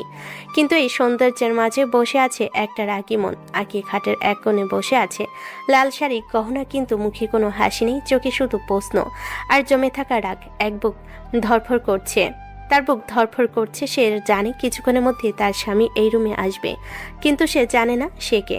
ঠিক তখনই দরজাটা ধীরে খুলে যায়, একই ছায়া ভেতরে ঢোকে। ধীরে দরজাটা বন্ধ হয়, পায়ের শব্দ এগিয়ে আসে। আখি মাথা তুলে তাকায়, আর পরের মুহূর্তে তার চোখ বড় হয়ে যায়, মুখে বিস্ময় জমে যায়। সে বিশ্বাস করতে পারছে না তার সামনে দাঁড়িয়ে আছে নিলয়। কয়েক সেকেন্ড নীরবতা, তারপর হঠাৎ আখির রাগ বিস্ফোরিত হয়। তুমি এখানে কেন? তার কণ্ঠে রাগ, অবিশ্বাস, অপমান সব একসাথে। নিলয় দরজার পাশে হেলান দিয়ে দাঁড়ায়, তার ঠোঁটে হালকা সেই পরিচিত হাসি, চোখে শান্ত দৃষ্টি। সে ধীরে বলে, তো কে থাকবে ম্যাডাম? এই এক কথায় আখির রাগ যেন আরো কয়েক গুণ বেড়ে যায়। রুমের ভেতরে পরিবেশটা মুহূর্তেই বদলে যায়। কিছুক্ষণ আগেও যেখানে ছিল নীরবতা, সেখানে এখন জমে উঠেছে এক ভয়ঙ্কর ঝড়। আখির চোখে রাগ লাল হয়ে জ্বলছে। সে দাঁড়িয়ে যায় খাট থেকে, শাড়ির আঁচল ঠিক করতে করতে রাগে কাপা গলায় বলে, মজা না করে বেরিয়ে যাও এখান থেকে। তার কণ্ঠে কোনো দ্বিধা নেই, শুধু আদেশ, অপমান আর প্রচণ্ড রাগ। নিলয় একটুও নয় না, বরং দরজার পাশে দাঁড়িয়ে হালকা হাসে। তার চোখে সেই চেনা দুষ্ট শান্ত ভাব। সে ধীরে বলে, বাসর রাতে বরকে তাড়িয়ে দিচ্ছেন? এই কথাটা শুনে আখি থমকে যায়, তার চোখ বড় হয়ে যায়, মুখে অবিশ্বাস জমে ওঠে। কে বর? তার কণ্ঠে ধাক্কা, যেন সে বিশ্বাসই করতে পারছে না এই কথা। নিলয় এবার সোজা হয়ে দাঁড়ায়, তার চোখে হালকা গম্ভীরতা। সে স্পষ্ট করে বলে, আমার সাথে বিয়ে হয়েছে আপনার? এই কথাটা যেন বাজের মতো পড়ে আখির ওপর। এক মুহূর্তে সবকিছু ভেঙে যায়, আর তার চোখে আগুন জ্বলে ওঠে। সে দ্রুত শ্বাস দ্রুত হয়ে যায়। সে হঠাৎ চিৎকার করে ওঠে। কি বলছো তুমি? তার চিৎকারে পুরো বাড়ি কেঁপে ওঠে। কাজে লোকজন দৌড়ে আসে, পরিবারের সবাই আতঙ্কে তাকায়। আখির রাগে যেন নিজেকে সামলাতে পারছে না। সে একের পর এক চিৎকার করতে থাকে। ঠিক তখনই রুমের দরজা খুলে যায়। ভেতরে ঢুকে আসেন আখির বাবা মা। তার মুখ গম্ভীর, চোখে দৃঢ়তা। তিনি সামনে এগিয়ে এসে বলেন, এত রাগার কিচ্ছু হয়নি, নিলয়ের সাথেই বিয়ে দিয়েছি তোমার। এই কথাটা শুনে আখি যেন স্তব্ধ হয়ে যায়। তার চোখে পানি চলে আসে রাগে, অপমানে, অবিশ্বাসে। সে কাঁপা গলায় বলে, সামান্য একজন ডেলিভারি বয়ের সাথে তুমি আমার বিয়ে কিভাবে দিলে? তার কণ্ঠে খুব অহংকারে আঘাত পাওয়া এক মেয়ে যে এটা মেনে নিতে পারছে না। আখির বাবা এবার শান্ত গলেই বলেন, ওই তোমাকে ভালো রাখবে। তার কণ্ঠে ছিল বিশ্বাস, একজন বাবার আশা, কিন্তু এই কথাটা আখির কাছে কোনো মানে রাখে না। তার চোখে এখন শুধু রাগ, ঘৃণা আর এক অজানা ভয়। আর অন্যদিকে নিলয় দাঁড়িয়ে আছে চুপচাপ, তার চোখে সেই অদ্ভুত শান্ত ভাব, যেন সে জানে এই ঝড় এখনই থামবে না। রুমের ভেতর উত্তেজনা এখন চরমে, বাতাস ভারী, কেউ কথা বলছে না, তবুও হাজারটা না বলা কথা চারপাশে ঘুরছে। আখি চোখ লাল হয়ে গেছে রাগে, অপমানে তার বুক ওঠানামা করছে দ্রুত। হঠাৎ সে নিলয়ের দিকে তাকিয়ে তীক্ষ্ণ কণ্ঠে বলে, আমি এখানে থাকবো না, আমাকে এখান থেকে নিয়ে চলো। তার কণ্ঠে কোনো দ্বিধা নেই, এটা যেন একটা সিদ্ধান্ত, একটা বিদ্রোহ। এই কথা শুনে আখির মা হতভম্ব হয়ে যায়। তিনি দ্রুত এগিয়ে এসে বলেন, কোথায় যাবি তুই? তার কণ্ঠে ভয়, একজন মায়ের অসহায়তা। আখি চোখ ভরা রাগ নিয়ে তাকায়, তার কণ্ঠ কাঁপছে, কিন্তু সে থামে না। যেমন আমার অনুমতি না নিয়ে এমন একটা জীবনে ঠেলে দিয়েছো। সে এক পা এগিয়ে আসে, চোখে পানি জমে উঠছে, তবুও তার কণ্ঠ শান্ত। তেমন আমার কথা ভাবার দরকার নেই, তোমরা থাকো তোমাদের মতো, আমার খবর জীবনে নিবে না, জীবন নেও না। এই কথাগুলো যেন ছুরি হয়ে লাগে তার বাবা মায়ের মনে। ঘরের ভেতর নিস্তব্ধতা নেমে আসে, কেউ কিছু বলতে পারে না। হঠাৎ আখি এগিয়ে এসে নিলয়ের হাত ধরে ফেলে, তার হাত শক্ত দৃঢ়, যেন সে সত্যি সব ছেড়ে যেতে প্রস্তুত। নিলয় কিছু বলে না, শুধু চুপচাপ দাঁড়িয়ে থাকে, তার চোখে অদ্ভুত এক ঝিলিক, যেটা কেউ বুঝতে পারে না। আখি তাকে টেনে নিয়ে দরজার দিকে হাঁটা শুরু করে। পেছনে পড়ে থাকে সেই বিশাল বাড়ি, তার শৈশব, তার পরিবার, সবকিছু। আর এই পুরো সময় নিলয়ের ভেতরে অন্য এক ঝড় চলছে। সে মনে মনে ধীরে বলে, এবার দেখুন কেমন লাগে মন্ত্রী সাহেব, মন্ত্রী হওয়ার লোভে আমার বাবা মাকে খুন করেছেন। তার মুঠো শক্ত হয়ে ওঠে, চোখে জমে থাকা বছরের পর বছর কষ্ট। আমি একা একা বড় হয়েছি, কষ্টে জীবন পার করেছি, আজ থেকে আপনারাও একা। আখি তখনও কিছুই জানে না, সে শুধু রাগে অভিমানে সব ছেড়ে চলে যাচ্ছে। নিলয় ধীরে আখির দিকে তাকায়, তারপর আবার সামনে। আর জীবনে মেয়ের মুখ দেখতে পাবেন না, ওকে নিয়ে যাব অনেক দূরে, যেখানে আপনাদের ছায়াও নেই। একটা নতুন পথ শুরু হলো, ভালোবাসা না প্রতিশোধ দিয়ে গড়া এক সম্পর্ক, যেখানে একজন কিছুই জানে না, আরেকজন সব জানে। সময় সবকিছু বদলে দেয়, যা একসময় অসম্ভব মনে হয় একদিন সেটাই বাস্তব হয়ে দাঁড়ায়। দেখতে দেখতে কেটে গেছে 2 বছর। এই 2 বছরে অনেক কিছু বদলে গেছে। একটা ঝগড়ার সম্পর্ক, একটা জোর করে বিয়ে, আজ ধীরে ধীরে রূপ নিয়েছে অদ্ভুত এক ভালোবাসায়। আখি যে একদিন এই সম্পর্ককে মেনে নিতে পারেনি, আজ সেই এই ছোট্ট সংসারটার সাথে নিজেকে মানিয়ে নিয়েছে। একটা সাধারণ ঘর, সাধারণ জীবন, কিন্তু সেই সাধারণের মাঝে লুকিয়ে আছে এক অদ্ভুত শান্তি। এই 2 বছরে আখি তার পরিবারের সাথে কোনো যোগাযোগ করেনি, না কোনো ফোন, না কোনো খোঁজ। নিজের জেদে, নিজের অভিমানে সে সবকিছু পিছনে ফেলে এসেছে। আর নিলয়, সে সবসময় তার পাশে থেকেছে, তার রাগ, তার অভিমান সবকিছু চুপচাপ সহ্য করেছে। ধীরে ধীরে, খুব ধীরে আখির মন জিতে নিয়েছে। এখন তারা দুজনকে ভালোবাসে, নিঃশব্দে, গভীরভাবে। কিন্তু এই ভালোবাসার মাঝে লুকিয়ে আছে এক ভয়ঙ্কর সত্য, যেটা আখি এখনো জানে না। সে এখনো জানে না তার স্বামী, এই সাধারণ ডেলিভারি বয়, আসলে কে। দিনের আলোয় নিলয় একজন সাধারণ মানুষ, হাসে, কাজ করে, সংসার চালায়।